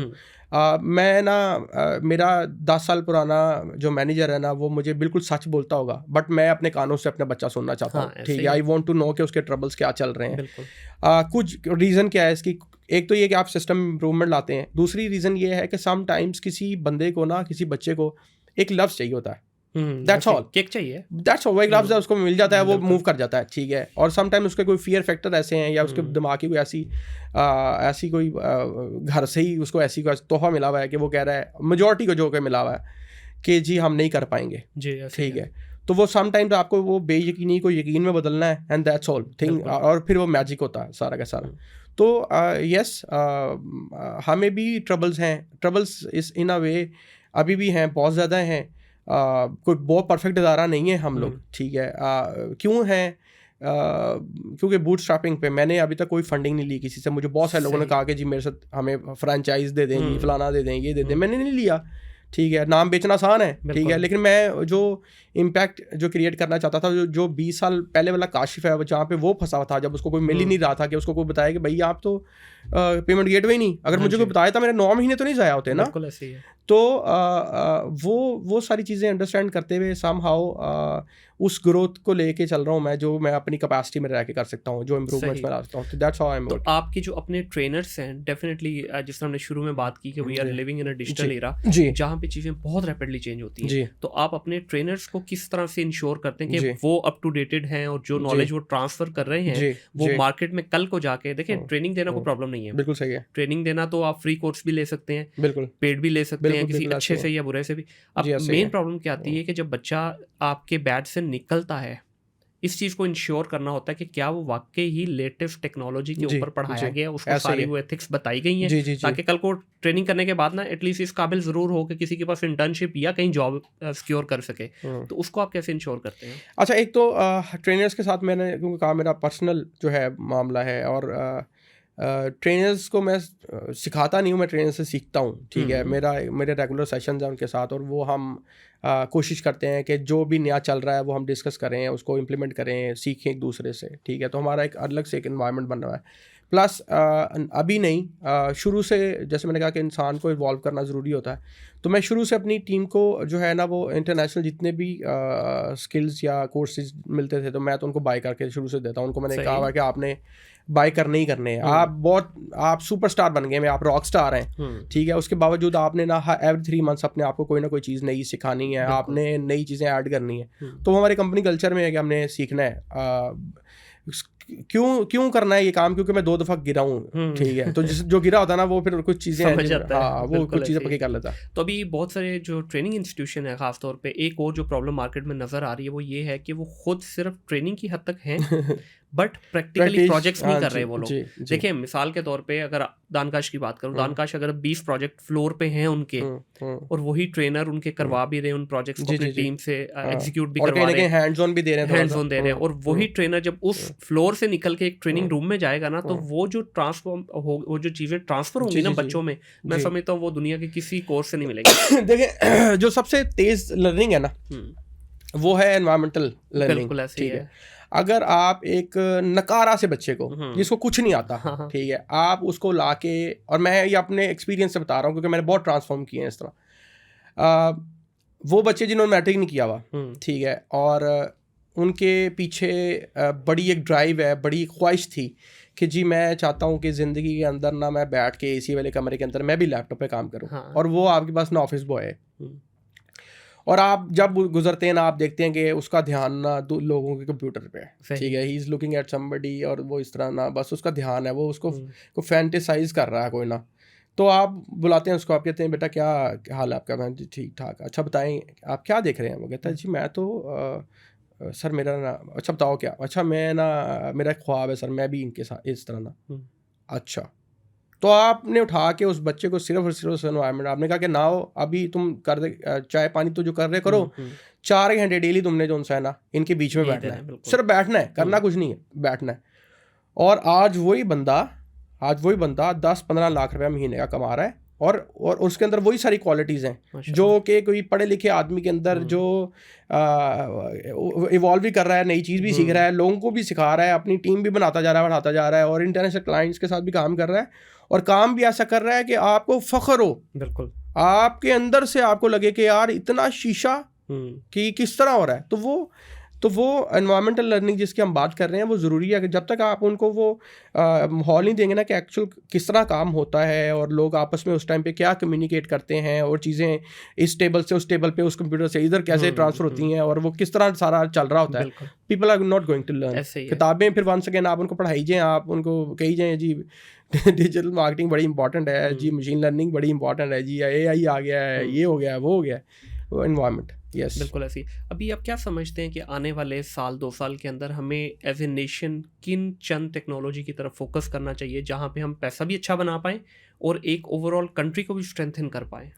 देखें, एक सबसे इम्पॉर्टेंट टेक्नोलॉजी AI, ठीक है, सबसे पहले हम इसी की बात कर सकते हैं, ये बहुत इंपॉर्टेंट है। ये अगर हम ये और दूसरा अगर हम बात करते हैं कि कंट्री का होना भी ज़रूरी है तब तक जब हम ग्रो कर रहे हो ना, तो उसका तो साइबर सिक्योरिटी, अगर आप लोग ना अभी हम उस थ्रेट पे हैं, इंटरनेट पे जो मुझे नज़र आ रहा है, सिंस 20 ईयर्स का एक्सपीरियंस मैंने इवॉल्व होते जिस तरह देखा है, 2020 के बारे में मेरी प्रेडिक्शन मेरे लाइव सेशंस में अवेलेबल हैं आज भी कि 2022 के अंदर कुछ होने जा रहा है। मैंने ये प्रेडिक्ट नहीं किया था कि 2022 के अंदर कोविड हो जाएगा और इस तरह का कुछ हो जाएगा, लेकिन ये प्रेडिक्ट किया हुआ है कि दुनिया ट्रांसफॉर्म होने लगी है 2022 के अंदर। That's how I see things. अब एक बंदा जो 2003 में ई-कॉमर्स कर रहा है तो वो कितनी पहले पैदा हो गया है बाई चांस गलती से ठीक है।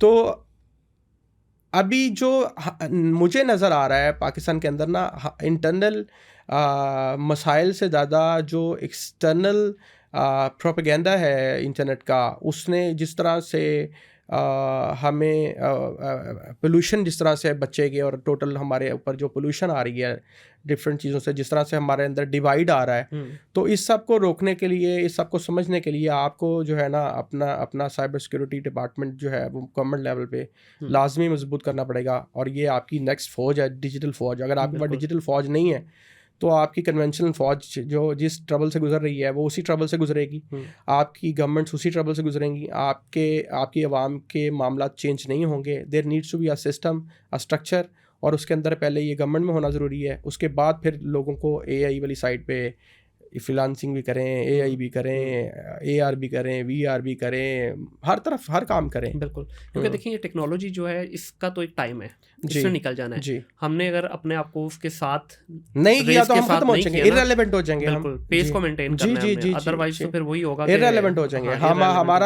हमारे लिए तबाही आ जाएगी। 2020 जो है ना एक अपॉर्चुनिटी है, ये प्रॉब्लम नहीं है।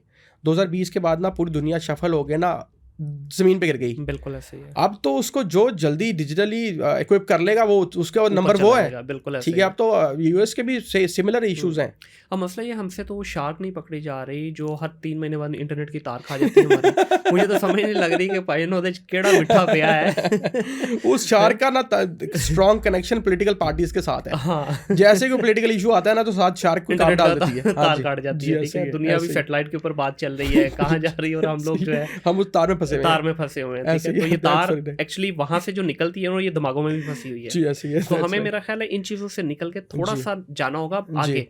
एक चीज मुझे काशु भाई बहुत ज्यादा जो है ना फैसिनेट करती है और जो इम्प्रेस भी करती है कि पिछले को 5-7 साल में ना जब से थोड़ा ग्लोबलाइजेशन का जो है ना हवा चलना शुरू हुई है, बच्चा सर अब नहीं रुक रहा। ठीक है, जहाँ पे बच्चा थोड़ा डी ट्रैक हुआ है, at the same time sir बच्चा पहले क्या होता है, बच्चा ढूंढता था उर्दू कंटेंट। आज नहीं सर, बच्चा कहता है मुझे नहीं इंग्लिश आती ना, कोई बात नहीं, 5-10% भी पल्ले पड़ गए कोर्स से तो ठीक है। आज वो बैठ के सर गोरों की पॉडकास्टें भी सुन रहे हैं, आज वो गोरों का कंटेंट भी देख रहे हैं, आज वो टूटी फूटी इंग्लिश में क्लाइंट भी घेर लेता है। थोड़ा सा इसके पीछे जो ना मैं समझता हूँ थपकी देने की जरूरत है। बिल्कुल ऐसा ही है, ऐसा ही है।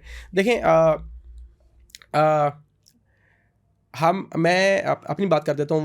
वो तब का बच्चा और आज का बच्चा ना, बच्चे में अगर आपने कुछ करना है ना, उस बच्चे की बात हो रही है जिसने कुछ करना है ना, तो आप उसको कोई मीडियम दे ना दें, कोई चीज़ दे ना दें, कोई सोर्स आप उसको प्रोवाइड करें ना करें, वो टीवी से चीज़ निकाल लेगा, वो रेडियो से निकाल लेगा, वो अखबार से निकाल लेगा, और इवेंचुअली आज का बच्चा इंटरनेट से निकाल लेगा। ठीक है। और टिकटॉक की हमारी इनिशियली जब बात हो रही थी तो देखें हर चीज़ का ना सैचुरेशन प्रोसेस तो होता है, इवेंचुअली इवॉल्व करने के बीच में ना आपके सारे ट्रबल्स आते हैं। लेकिन एक जो बहुत खुशाइन बात है जो आपने की है, मैं इससे 100% एग्री करता हूँ, and everybody needs to know, और बच्चों को इस बात की खुशी होनी चाहिए कि जितनी तेज़ी से इंटरनेट पेनिट्रेशन हुई है ना, ये नेगेटिव नहीं है, ये पॉजिटिव ही है। यूं करते करते भी आप पहुंच जाते हैं। ठीक है, तो वो हमने यूं करना शुरू किया। इवेंचुअली आई होप, ठीक है, कि नेक्स्ट जो अगले 10 साल हैं बहुत क्रिटिकल भी हैं। बिल्कुल। और इसमें होप भी है, जहाँ पे देखें वो कहते हैं ना कि जब आपकी सांस बंद होती है ना तो काम स्टार्ट भी तभी होता है। ठीक है, आप जब भूख पे आते हैं ना, मुश्किल पड़ती है तो आप स्ट्रॉन्ग इंसान बनते हैं। तो अभी स्ट्रॉन्ग जो है ना, देयर इज़ अ पॉसिबिलिटी, हमारे पास जो एसेट है 66-65% हमारी यूथ है और बड़ी पोटेंशियल है इसमें, और ये कर लेंगे, थोड़ा सा टाइम लगेगा। मेरा ख्याल थोड़ा ज़रा जो मेंटोर के बारे में भी बात कर लेते हैं। जी कि इस वक्त एक मेंटोरशिप की लहर जो है पूरी कंट्री में दौड़ रही है। मैं तो अक्सर पॉडकास्ट में जिक्र इसका करता हूँ, मैं कहता हूँ अब ये मेंटोरशिप वाली नहीं है, ये मेंटरशिप वाली है। जी। तो इसके ऊपर आप क्या कहना चाहेंगे कि हर बंदा इस वक्त अपने आप को मेंटोर क्लेम कर रहा है, जबकि ये लफ्ज़ की जो वेटेज है ना, ये इतना भारी भरकम वर्ड है कि वेस्ट में अगर देखें तो लोग 25-25, 30-30 साल के एक्सपीरियंस वाले भी अपने आप को अगर उसको मेंटोर कहते हैं तो वो माइंड करते हैं कि भाई मैं मेंटोर नहीं हूँ। यहाँ पे हर बंदा ही मेंटोर बना हुआ है। देखिए मेंटोर अपनी मेरी जो नाक़िस थोड़ी अकल है ना, उस बारे में मुझे ये लगता है कि मेंटोर आपको रास्ते पर खींच के नहीं लेके जाता कि जी मेरे रास्ते पे चलो। वो आपको कहता है कि यार ये भी रास्ता है, ये भी रास्ता है, ये भी रास्ता है। वो आपकी परसेप्शन बिल्ड करता है। सही। वो आपको दुनिया वो आपको बताता है कि यार किस तरह से एक गिलास जो है वो खाली है और किस तरह से वो एक गिलास भरा भी हुआ है। वो आपको आपकी सोचने की सलाहियत जो है ना उसको बढ़ाता है। लेकिन हमारे पास यहाँ पे मैंने थोड़ा सा, मैं नहीं कहना चाहता था लेकिन कह देता हूँ कि थोड़ा बाइस्ड इंफॉर्मेशन जो है ना वो बच्चे तक पहुँचाई जा रही है कि जी जो रास्ता मैंने चुना है ना वो लेजिट है। सही। ठीक है। इसका नुकसान होगा बहुत ज़्यादा, और मुझे लगता है कि ये नहीं करना चाहिए। सबको अपनी ज़िम्मेदारी उठानी चाहिए, और अगर आप वाकई इम्पैक्ट क्रिएट करना चाहते हैं, मैं इंडस्ट्री में भी घूमा हूँ, लोगों से मिला जुला भी हूँ, हर बंदे के अंदर ना एक वो ये है कि मैं ठीक हूँ दूसरा गलत है। ठीक है, तो वो बहुत ज़्यादा हो गया है। इसका जो लॉस है ना वो लॉन्ग टर्म है। जब आप कहते हैं ना वो बुरा है, तो आपको लगता है कि आपको लोग ठीक देख रहे हैं? बिल्कुल ऐसे ही है, आपको भी अगर आप कहते हैं ना कि जैसे लोग कहते हैं हो रहा है हमारे मुल्क में कि जी फलाना चोर है, अगर फलाना चोर है तो आप ठीक है, हाँ ठीक है। तो वो मुझे लगता है कि इसकी बहस में ज़्यादा नहीं जाना चाहिए। सबको उनके सबके पास सबके क्रेडिट्स हैं, हाँ। सब कुछ सब हर बंदा अपनी कैपेसिटी में अच्छा करने की कोशिश कर रहा है, लेकिन यहाँ पे ना बुरा सारे बुरे हैं मैं अच्छा हूँ, सारे बुरे हैं मैं अच्छा हूँ, सारे बुरा, वो सही नहीं है, दैट्स रॉन्ग। वो बच्चा जो उनसे ना वो उसका लॉस है, अगर आप वाकई बच्चे के लिए कर रहे थे बिल्कुल, तो वो नहीं करना चाहिए। और दूसरा ये कि हमारे नबी पाक जो उनसे हैं उनसे हम सीखने के लिए बहुत कुछ है। बताएं कि उन्होंने कहाँ पे किसको कब बुरा कहा था, अगर कहा भी था तो वो तो केले में कहा था। हम अगर पब्लिकली इंटरनेट पे अगर हमारे हाथ में ये माचिस आई गई है तो जंगल जला के हमने छोड़ना है या हमने समझना है इस बात को और बेहतरी की तरफ जाना है? बिल्कुल ऐसे तो मैंने कुछ लोगों को रीच आउट किया, इंडस्ट्री में भी रीच आउट किया कि मुझे लगता है कि हमें कलेक्टिवली वंस अगेन आपके इस प्लेटफॉर्म से मेरी सबसे गुजारिश है कि हम इकट्ठा क्यों नहीं बैठते? बिल्कुल, हम इकट्ठा बैठें और इकट्ठा बैठने के बाद हम एक मेंटोर का एक चैप्टर क्यों नहीं लिख लेते? हम टेबल ऑफ कंटेंट क्यों नहीं तैयार कर लेते कि हमारे लिए, हमारे बच्चे के लिए सब पहले एथिक्स और वैल्यूज़ पढ़ाएंगे। आपने 2-3 दफ़ा उसका जिक्र किया कि जी सारे पहले एथिक्स और वैल्यू पहले खुद पढ़ेंगे, बिल्कुल, फिर पढ़ाएंगे, फिर हमारे पास जो एक स्ट्रेंथ और वीकनेसेस हैं हम उनके ऊपर एक दूसरे के साथ काम करेंगे, हम खेलेंगे, हम साथ में होंगे और हम इस कॉम को उठाएंगे अगर हम मेंटोर खेलना चाहते हैं, ठीक है। तो उसमें जिम्मेदारी है कि हम सारे इकट्ठे बैठें और बात करें, और बात करने के बाद जो है ना वो एक टेबल ऑफ कंटेंट बनना चाहिए, एक कुछ चीज़ें डिसाइड होनी चाहिए कि जी नेक्स्ट टाइम आप ना उंगली नहीं उठाएंगे। इस पे पता है एक और बड़ी इंपॉर्टेंट चीज़ है, आपने भी कहा कि आप भी कोशिश कर रहे हैं, वो भी मेरी काफ़ी दोस्तों से हुई जिक्र। बहुत सारे लोग इस वक्त लेजिस्लेशन पे काम करना या करवाना चाह रहे हैं कि हमें एक इंडस्ट्री का रुतबा मिल जाए। आईटी को तो मिला हुआ है, बट ई कॉमर्स की बात करें या मैं डिजिटल की बात करूं, डिजिटल को कोई रुतबा नहीं है इस वक्त। वो सुतेले बच्चे की तरह है, ठीक है? सब चाहते हैं, आप भी चाहते हैं, मैं भी चाहता हूँ, और भी लोग चाहते हैं, लेकिन हो क्या रहा है, हर बंदा अपनी इंडिविजुअल कैपेसिटी में कोशिश कर रहा है यार मैनू किधरों कुछ मिल जाए। सर कलेक्टिव होना पड़ेगा, एक साथ जुड़ना पड़ेगा। देखें है नाम कितने हैं काश भाई, थोड़े से हैं, मेरा ख्याल है 2 दर्जन नहीं निकले आपके पास, नहीं निकले। तो सर ये 2 दर्जन अगर एक टेबल पे बैठ जाएं, अपने सारे मुद्दे आगे रख दें, 100 पॉइंट दें, 100 में से सर 20 पॉइंट आप निकालें, जी ये 20 पॉइंट इन 24 लोगों के हैं, इसको इंडस्ट्री का नाम दे दें, होगा उससे पता क्या, यकीन करें कि हमारे पास एक खूबसूरत किस्म का डिपार्टमेंट बन जाएगा। सर मसला ये ना कि वो कहते हैं कि अपने गिराते हैं नशमन पे बिजलियाँ, हाँ। ठीक है, वो हम अगर यहाँ पे मसला ये है कि सारे के सारे पाकिस्तानी कौम इनसिक्योर है, ठीक है, हमें लगता है हमारी जगह कोई और ले लेगा। हम इकट्ठे होकर चले भी जाए ना किसी जगह, तो वहाँ पे जाके अगर किसी जगह पे किसी ख़ास इदारे में या किसी अथॉरिटी के पास बैठ जाएँ इकट्ठे होके, तो हमारी फिर भी एवेंचुअली एंड में कोशिश होगी कि यार मैं इसके साथ ना बैक डोर में कोई अपनी सोलो फ्लाइट ले लूँ। हाँ बिल्कुल। तो वो क्यों, ये मसला नहीं अगर हल होगा ना तो फिर देखें इनसिक्योर हो गया ना सारे। ऐसे तो आपने बिल्कुल ठीक कहा है कि हर बंदे को अपनी साइड पे अपनी डायरेक्शन उसको पता है। तो वो अगर आप, और ये सबकी सिक्योरिटी की बात हो रही है, ये सबकी सिक्योरिटी की, इकट्ठे रहना अच्छा होता है, ठीक है, इकट्ठे रहना अच्छा होता है और इकट्ठे रहने में ही भलाई है। और हमने आगे भी तो यही सिखाना है ना, बिल्कुल ऐसे ही है कि इकट्ठे रहो, यूनिटी, फेथ, डिसिप्लिन, यही नहीं सिखाना था। और एंड ऑफ द डे इसमें फायदा किसका है? फायदा है सर वो 60-65% बच्चे का जी, और हमें उन्हीं बच्चों को अपना मंजन भी सेल करना है, बिल्कुल। तो इवेंचुअली आप ही को फायदा होगा ना। अब आप देखें डिजी स्किल है, आपका ई रोजगार है, आपका प्लान 9 है, सर इनके ऊपर गोल्ड माइन कोर्सेज पढ़े, जी पढ़े, लेकिन कुछ नहीं जाते ना वो। देखें हाँ ये भी एक देखें ना, क्योंकि गवर्नमेंट को पता है वो ठीक है। अब मैंने ये इनका जो देखी क्वालिटी देखी है कंटेंट की, सर उस लेवल के इक्विपमेंट से उन्होंने वो रिकॉर्ड किया हुआ है कंटेंट के, वाकई मजा आता है। लाखों करोड़ों रुपया लगा उसके ऊपर, लेकिन उसकी वेटेज नहीं। वो आपके पास इरफान मलिक साहब मेरे ख्याल आए थे, जी इरफान भाई आए थे पिछले है ना उसमें। तो वो कहते हैं कि मैं इस चीज़ से गुजरा हूँ, ठीक है, तो समहाउ मैं उनकी पेन अंडरस्टैंड करता हूँ। उन्होंने मेहनत करके उन्होंने ना कोर्सेज बना के यूट्यूब पे डाल दिए, फ्री हैं, कोई नहीं देख रहा, ठीक है। मैंने बहुत कोर्सेज बना के डाले, और थोड़ा सा मसला ये ज़रूर था मेरे कंटेंट में उस टाइम पे, क्योंकि मैंने पाकिस्तान में कंटेंट ज़्यादा नहीं क्रिएट किया था। तो मैं जब यूएस के मार्केट में काम करता हुआ या फर्स्ट वर्ल्ड कंट्रीज जितनी वहाँ पे जब काम कर रहा था, तो यहाँ पर आके जब मैंने पढ़ाना शुरू किया, वीडियोस करनी शुरू की, लाइव सेशंस करने शुरू किए, तो मुझे ना देखते थे 400 लोग, 500 लोग, या कई दफ़ा 50 भी देख रहे होते थे, ठीक है। तो मैं वो बातें कर रहा होता था जो यूएस में चल रही है ना, ठीक है, वो एक डिफरेंट मार्केट है। तो वो बातें जब मैं करता था ना तो बच्चे को समझ नहीं आ रही होती थी, ठीक है। तो मुझे ना शुरू में नहीं पता लगा इस बात का, मैं समझा मेरे कंटेंट में मसला है कोई या क्या। वो फिर मुझे आहिस्ता आहिस्ता लगा कि मुझे ना चीज़ें थोड़ी डम डाउन करनी है मार्केट के लिए, इट्स वे टू अर्ली। तो वो एक तो फ्री कोर्स का मसला है कि free is equal to zero, ठीक है। और दूसरी साइड पे ये कि हमें सम हाउ अपने कंटेंट को थोड़ा सा अंडरस्टैंडिंग इस्टेब्लिश करके डाटा वाइज के हमारी जनरेशन इस टाइम कहाँ खड़ी हुई है उसके अकॉर्डिंग अलाइन करना बहुत जरूरी है। सिंपली चाइनीज़ खाने के अंदर आपने मिर्च डालना है। हाँ जी मैंने इरफान भाई के जो है ना उस दिन जो उन्होंने बात की तो मैंने कहा यार मैंने कहा देखूं तो सही कोर्सेज जरा, मुझे कंटेंट का तो उनका पता था लेकिन मैंने उनका 1-2 कोर्स देखा, जनरली बहुत बहुत दिल से उन्होंने कोर्स बनाया। जी ऑफ कोर्स, और उसके अंदर बड़ी उन्होंने वैल्यूएबल टिप्स ऐसी दी हुई थी, मैं उनका देख रहा था 1-2 कोर्स जो मैंने उनके देखे ना कुछ वीडियोस पे। तो अब वो क्यों नहीं बिक रहा? फ्री है, बच्चे को ये सिखा दिया कि भाई फ्री का कुछ नहीं बिकना।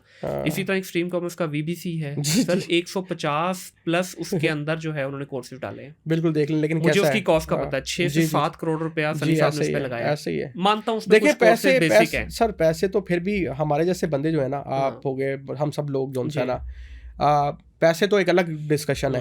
हम लोगों का टाइम जो है ना कहीं को बंदा समझ जाए ना कि क्या कॉम्प्रोमाइज करके हम लोग ये करते हैं सर, बिल्कुल ऐसे ही। और क्या वैल्यू किसी और मार्केट में उसी बंदे की क्या वैल्यू है और वो उस वैल्यू को छोड़ के किसी इस मार्केट के अंदर जो सा अपना टाइम क्यों दे रहा है। तो ये बात अगर कहीं ना कहीं देखें, मसला फिर 1 सेकेंड वही है, मसला पता क्या है कि जब मैं ही कहूँगा ना कि इरफान मलिक का कोर्स ठीक नहीं है, उनका ठीक नहीं है, लेट्स से मैं उनमें कोई गलती निकालूंगा तो फिर बात खत्म हो जाएगी ना। परफेक्शन तो अल्लाह ने रखी नहीं ना इंसान के अंदर। हाँ। तो मान ले इस चीज को, ठीक है, काशिफ साहब में भी गलती हो सकती है, सब में हो सकती है, सब में हो सकती है। वो मैं कह रहा हूँ इस्लाह करें आप, ठीक है, इस्लाह करें, इस्लाह के लिए, तनकीद के लिए करेंगे तो फिर गेम दूसरी तरफ निकल जाती है। यही मसला है, जिस दिन ये सॉल्व हो गया काफी सारी चीजें सॉल्व हो गई। ऐसे तो मैं एक चीज और बड़ा समझता हूँ कि जिसकी इस वक्त जरूरत है हमें, जहाँ पे हम लेजिस्लेशन और ये बाकी सारी चीज़ों की बात कर रहे हैं ना, मैं ये समझता हूँ कि हमारा जो ठीक है वो निज़ाम स्टडी वाला तो इतनी जल्दी सही नहीं हो सकता, लेकिन जो एक होता है ना कि आपने डैमेज को रिपेयर करना है। जी। अब कैंसर का मरीज बचता नहीं है, लेकिन आपको उसको लाइफ देनी पड़ती है। अब मुझे जो लगता है जो इंस्टेंट लाइफ हम दे सकते हैं ना, वो है कि हमारी इंस्टीट्यूशंस के अंदर, चाहे वो ग्रेड 5th से कर दें, 6th से कर दें, आपको ये शॉर्ट स्किल्स डालने पड़ेंगे गवर्नमेंट लेवल के ऊपर। उसमें होगा क्या कि जब बच्चा निकलेगा ना अपनी 14 साल 16 साल या 18 साल की एजुकेशन के बाद, वो इस काबिल जरूर होगा कि उस डिग्री ने उसको एक अच्छा इंसान, मैं समझता हूँ डिग्री सिर्फ इंसान बना सकती है, आपको पैसा नहीं दिलाती, डिग्री इंसान बनाए उसको। ये जो शॉर्ट स्किल्स हैं ये उसको खड़ा कर दे मार्केट में कहीं ना कहीं। असल में ये ना थोड़ा दुखती राग वाली बात है। एक सिनेरियो है, वो हम इस पे ना डिस्कस कर लेते हैं। मुझे एक बात बताएं कि अगर एक बच्चा 4th स्टैंडर्ड में मैथमेटिक्स में फेल हो जाए और फिर उसके बाद ना बड़ी मुश्किल से उसको आगे भेजें और वो 5th में भी फेल हो जाए, तो ये फेलियर है ना? जी ऐसे ही मेरे ख्याल से ये सक्सेस है कि he is not right for mathematics. हाँ बिल्कुल, ये it's not a failure, reverse engineering.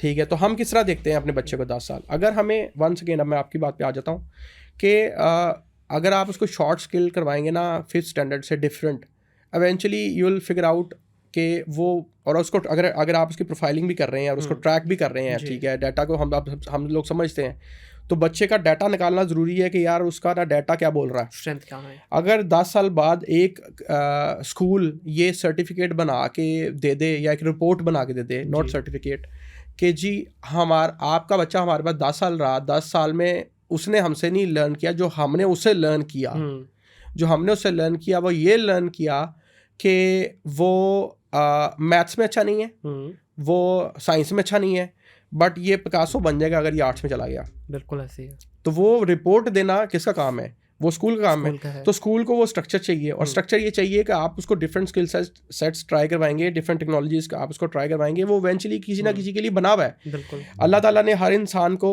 Unique पैदा किया और कुछ ना कुछ खासियत से पैदा किया, उसमें होती किसी तो वो खासियत ढूंढनी है ना। स्कूल दिस इज ये आइडेंटिफाई करना स्कूल सिस्टम का काम होना चाहिए ना। तो आप अगर आप चाहते हैं कि आप क्रिकेट खेलते हैं, आप कैप्टन हैं, ठीक है, आपको ना 10 बच्चे मिल जाते हैं खेलने के लिए, सारे बड़े अच्छे हैं, दौड़ते बहुत अच्छा है, भागते बहुत अच्छा है, ठीक है, तो क्या आप पहले दिन ये डिसाइड कर सकते हैं क्रिकेट में ओपनिंग कौन करेगा? नहीं। क्या आप डिसाइड कर सकते हैं बॉलर कौन बनेगा? क्या आप डिसाइड कर सकते हैं फिल्टर कौन होगा? तो यही प्रॉब्लम स्कूल सिस्टम में ना, अगर आपके बच्चे मिल गए, आपके पास एक एरिया है, अब आपने वहाँ पे आइडेंटिफाई करना है स्लोली कि कौन किस में अच्छा है, और गिव अप नहीं करना, क्योंकि हो सकता है जो सबसे लास्ट में आ रहा हो ना, वो जिंदगी में सबसे आगे जा रहा हो, ऐसे ही है, क्योंकि ये निज़ाम किसी और का है। बेशक। तो स्कूल सिस्टम को रिपेयर करना बहुत इंपॉर्टेंट है, वो मेजर रिफॉर्म है जो हमें लाना चाहिए। और मैंने अभी उधर इस्लामाबाद में फिर एक बच्चे को ना थोड़ा इजी करने के लिए मिसेस को, तो वो मैंने भेजा एक स्कूल के अंदर, तो वो कहते हैं कि आपको ना 20 मार्क्स मिलेंगे अगर आज आप सारा दिन चुप रहे। अच्छा, एक सोशल एनिमल को आप क्या बनाने की कोशिश कर रहे हैं, इस पे ये उसको बोलने दो ना यार, आप उसकी बोलने की एबिलिटी, उसकी सोचने की एबिलिटी पे काम करेंगे, या आप उसको इसके मार्क्स देंगे कि वो चुप रहे, बिल्कुल ठीक है। तो हम ले आए जाके, मैंने कहा छोड़ो यार ये फजूल ही है, we are not going to try this. यहाँ पे अगर रिवर्स होता कि आप कितना क्रिएटिव सोचते हो, डिस्कशन पार्ट कि कितना अच्छा बोले आप, अरे वाह क्या बोलते हो आप, तो उसके ऊपर बल्कि उसको तो आपने इनकरेज करना होता है, आपने एक लिमिट लगानी है। और हमें याद है, मुझे तो खुद बड़ा टाइम लगा है इस चीज़ से बाहर निकलते हुए, आहिस्ता आहिस्ता आते हुए। शायद हम कुछ इससे भी बेहतर कर रहे होते हैं, लेकिन क्योंकि हम एक सिस्टम से निकल कर आए हैं और वो सिस्टम सेम तरह की प्रोडक्ट ही प्रोड्यूस करी जा रहा है, तो हमें कहा जाता था कि जी साइलेंट, आपने बोलना नहीं है, खामोश रहो, आप अगर ज़्यादा बोले तो आप जानवर हैं, शोर करेंगे तो आप जानवर हैं, स्टे साइलेंट, ब्ला ब्ला ब्ला। मैं ये नहीं कह रहा कि डिसिप्लिन नहीं होना चाहिए, लेकिन आप लिमिट नहीं लगाएं। तो हमारा सिस्टम जो ना वो कहीं ना कहीं हमें लिमिट में डाल देता है। एंड दूसरी तरफ हम ना, हमारा जो ट्रेनिंग वर्ड है कि थिंक आउटसाइड द बॉक्स, नहीं, वी कैन नॉट, बिकॉज हमें इसके लिए प्रिपेयर ही नहीं किया गया। अब वो पता क्या रहा काशु भाई, बच्चा 18 साल तक एक केज में है जी, वो केज भी ऐसा तगड़ा मोटी सलाखों वाला। अब जब वो 18 साल बाद निकलता है ना बाहर, उसकी एज हो चुकी होती है रफली 24-25 साल। अब ये वो एज है जहाँ पे वो आता है प्रोफेशनल लाइफ में। प्रोफेशनल लाइफ में एंटर हुआ, अब वो ब्लैंक है, उसके पास क्या होगा, मैक्सिमम A4 साइज की पेपर होगा, वो बड़ा ही क्लेवर होगा तो एक आधी बच्ची ले लेगा बस साथ में यूनिवर्सिटी से, इसके अलावा कुछ नहीं दे रही यूनिवर्सिटी। अब वहाँ पे उसके ऊपर पूरा सोसाइटी का प्रेशर, सबसे पहले घर वालों का, हुन तेरी कमान दी उम्र है, फिर उसके रिश्तेदारों का, ऐसे ही है, फिर उसके दोस्तों का, फिर आपके जो फ्रेंड सर्कल जो कमा रहा है ऑलरेडी उनका।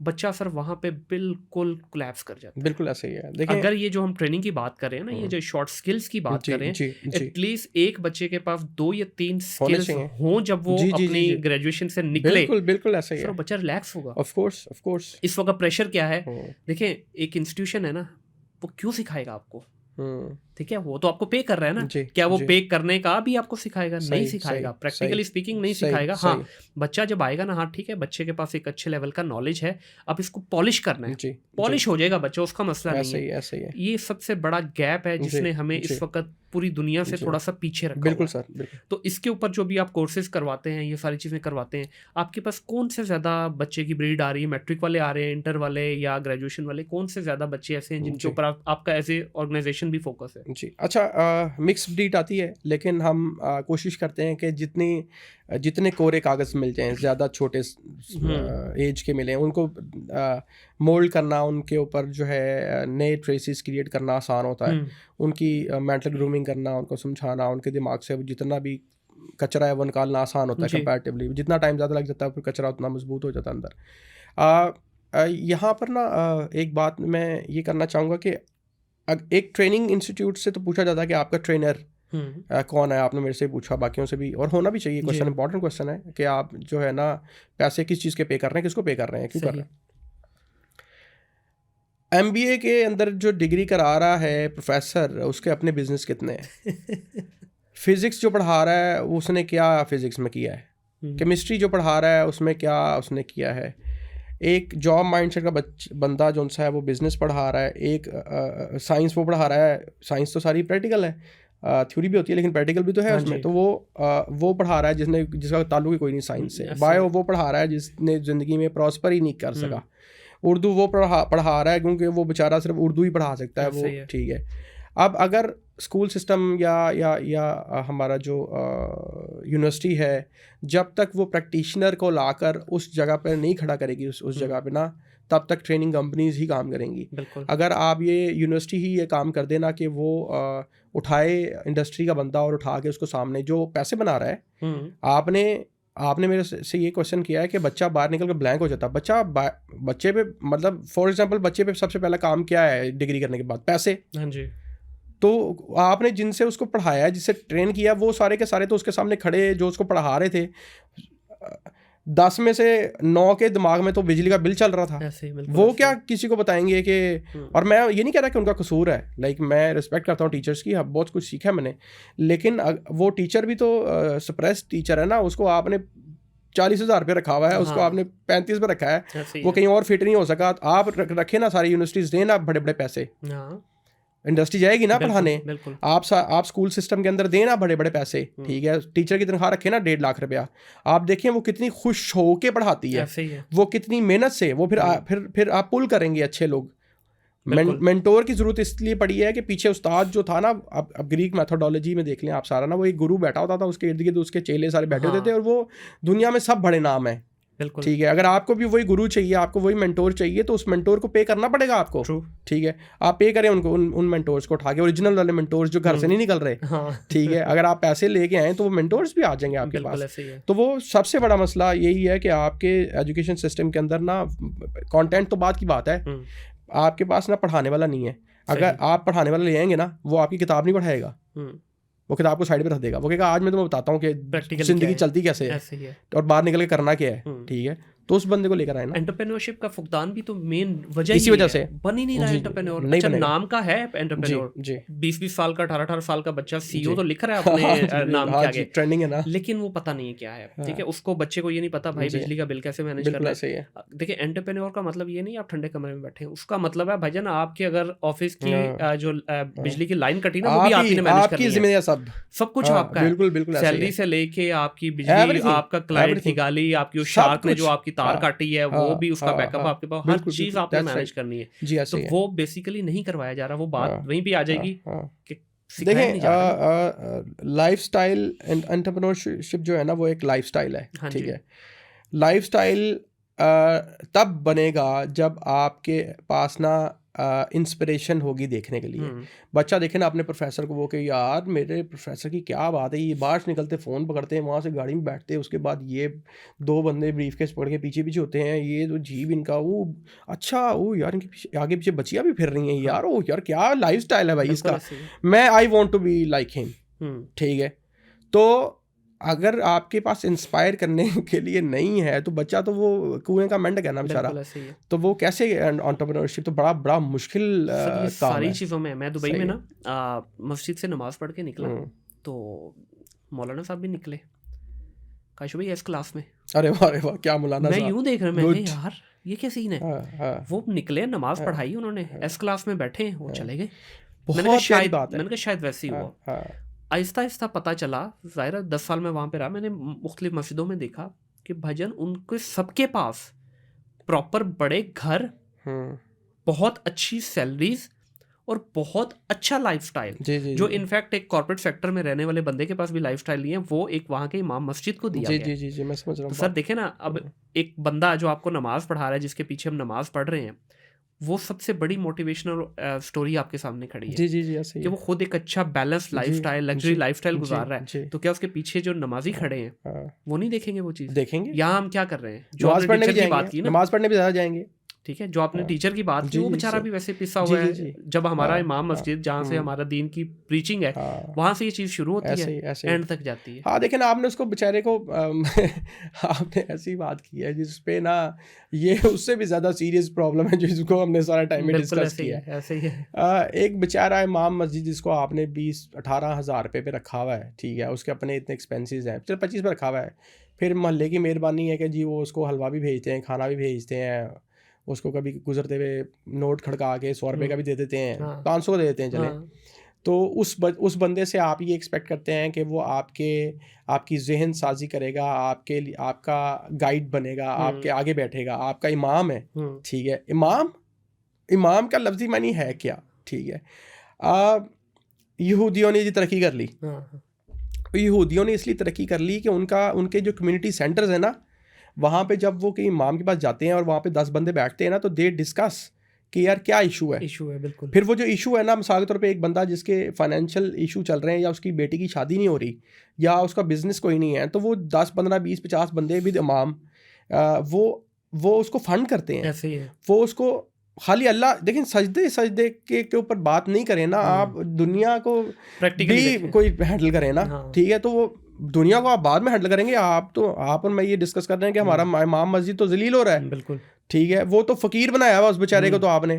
ठीक है, फिर आप उसको कहते हैं ना सिर्फ फ़कीर बनाया हुआ, उसे इमाम मस्जिद की आपने शादी भी नहीं की। हाँ जी। जब आपने उसकी शादी नहीं की तो फिर वो क्या करेगा? ऐसे ही है, मजबूर आदमी। बिल्कुल ऐसे ही है। सब देखें, भूख है ना, कपड़ा है, भूख है, आपकी बेसिक नीड्स हैं। अगर आप उसकी सेक्सुअल नीड भी पूरी नहीं कर रहे, फिर आप उसके ऊपर कहते हैं कि ये मसाइल भी हैं। मैं ये नहीं कह रहा कोई जस्टिफाइड है, बट ट्रबल्स कहाँ से स्टार्ट हो रहे हैं? तो 2-3 चीज़ें, आपका एजुकेशन सिस्टम, आपका रिलीजन में इस बंदे को टेक केयर करना, और उसमें उस उस्ताद को टेक केयर करना, और घर के अंदर मियाँ बीवी को जो है ना, उनकी काउंसलिंग। बेशक आने वाले आप ये 3 चीज़ें ठीक कर दें, आपकी सोसाइटी कैसे ग्रो करेगी, आपका सारा मामला आप ना देखेंगे कि फर्स्ट वर्ल्ड कंट्री से भी आप उनसे भी आगे निकल जाएंगे। क्योंकि इन तीनों चीज़ों ने कल को आपके जो बच्चे हैं ना, यंग आपके जो बच्चे हैं ना, उनको इन्होंने तो सिखाना, इन्होंने तो बनाना है। ठीक है, मेरे पास नीचे मैनेजर हैं, वो माशाल्लाह हाफिज़ कुरान भी हैं, अरे वाह, आलिम भी हैं। अभी उनकी 2 हफ्ते पहले जो है दस्तारबंदी हुई है। मैंने एक दिन वैसे ही उनसे पूछा, अक्सर मैं उनसे जो ना मतलब मशवरे वगैरह ले लेता हूँ दीन से रिलेटेड, क्योंकि आलिम है वो। मैंने कहा यार आप मौलवी क्यों नहीं बने हो? कहता मुनीर भाई, मेरी जो सराउंडिंग थी ना, कहते मेरे फादर ने मुझे एक बात कही थी कि बेटा तुझे मदरसे में डाल रहा हूँ, but make sure you also take the formal education. जी BSc की हुई है उसने डबल मैथ स्टैट के साथ। वाह वाह, कौन जाता है? मैंने तो बहुत कम देखे हैं ऐसे। वो बच्चा इस वक्त माशाल्लाह 2.5 से 3 लाख रुपया कम बेश कमा रहा है। माशाल्लाह। तो सर क्या उसकी सर्कल, उसके पेरेंट्स, उसके सारे वो प्राउड नहीं करेंगे उस पर? करेंगे। ये वही बच्चा था। मैंने से पूछा, मैं क्लास में बाकी कोई है आपके आसपास भी? कहता सर सारे बस मदरसा ही ढूंढ रहे हैं, मस्जिद ही ढूंढ रहे हैं। तो बच्चों को सिखाना है हमने कि भाई कैसे आपने आगे जाना है। एनीवेज काश भाई, काफ़ी लंबी हो गई हमारी पॉडकास्ट सर, बड़ा ही मज़ा आया। सेम है, जेन्युइनली काफ़ी हमने चीज़ें डिस्कस की। मैं कुछ और क्वेश्चन करना चाहता था, लेकिन क्योंकि काफ़ी हमारी लंबी डिस्कशन हो गई, तो इंशाल्लाह ज़िंदगी में तो फिर किसी और सेशन में ज़रूर बैठेंगे आपके साथ। आपका बहुत शुक्रिया सर, आपने टाइम निकाला, इस पॉडकास्ट का हिस्सा बने। काफ़ी चीज़ों पे हमने डिस्कशन भी की। मैं ये भी समझता हूँ कि कुछ लोगों को ये बातें कुछ बुरी भी लगेगी, कोई बात नहीं, कुछ लोग अप्रिशिएट भी करेंगे। लगने दें, हमने तो कोई किसी को बुरा कहा ही नहीं। बिल्कुल ऐसे ही है। ठीक है, तो ये एक एजुकेशनल सेशन था, बड़े अच्छे तरीके से हम लोगों ने किया। इसका बहुत शुक्रिया जी आपका। आप लोगों का बहुत शुक्रिया जी। इस पॉडकास्ट को ज़रूर देखिएगा। दानकाश के फाउंडर जनाब काशिफ साहब ने जो बातें की हैं, ये सारी दिल की बातें हैं, और ये सारी वो चीज़ें हैं जो कि हमारी सोसाइटी के अंदर इस वक्त इन सारे मसले मसाइलों ने घेरा हुआ है। हमें कोई अमेरिका हमारा दुश्मन नहीं है, कोई इंडिया हमारा दुश्मन नहीं है। हमारा दुश्मन पता कौन है? अंदर का अपना इंसान। ये मुनीर खुद का दुश्मन है, ये काशिफ साहब खुद के दुश्मन है। ये 22 करोड़ आवाम जब इस सोच से बाहर निकलेगी ना, तो सर दुनिया का कैनवस इतना बड़ा है कि ना आपको पैसे की कमी, ना आपको कोई कल्चर अडॉप्ट करने की कमी, ना आपको किसी सोच की कमी। ये जो हमारे सोच और फिक्र के ऊपर इस वक्त जाला आया हुआ है ना सर, इसको हटाएं। दुनिया बहुत खूबसूरत है, यकीन करें। इतनी सारी चीज़ें हैं डिस्कस करने के लिए, उनके ऊपर बात करें। ठीक है जी, इस पॉडकास्ट को शेयर ज़रूर कीजिएगा, लाइक कीजिएगा, बेल आइकन को ज़रूर क्लिक कीजिएगा, ताकि आने वाली तमाम पॉडकास्ट टाइमली आप तक पहुंच सके। अपना ख्याल रखिएगा, अपने इर्द गिर्द के माहौल को साफ रखिएगा। टिल देन, अल्लाह हाफिज़।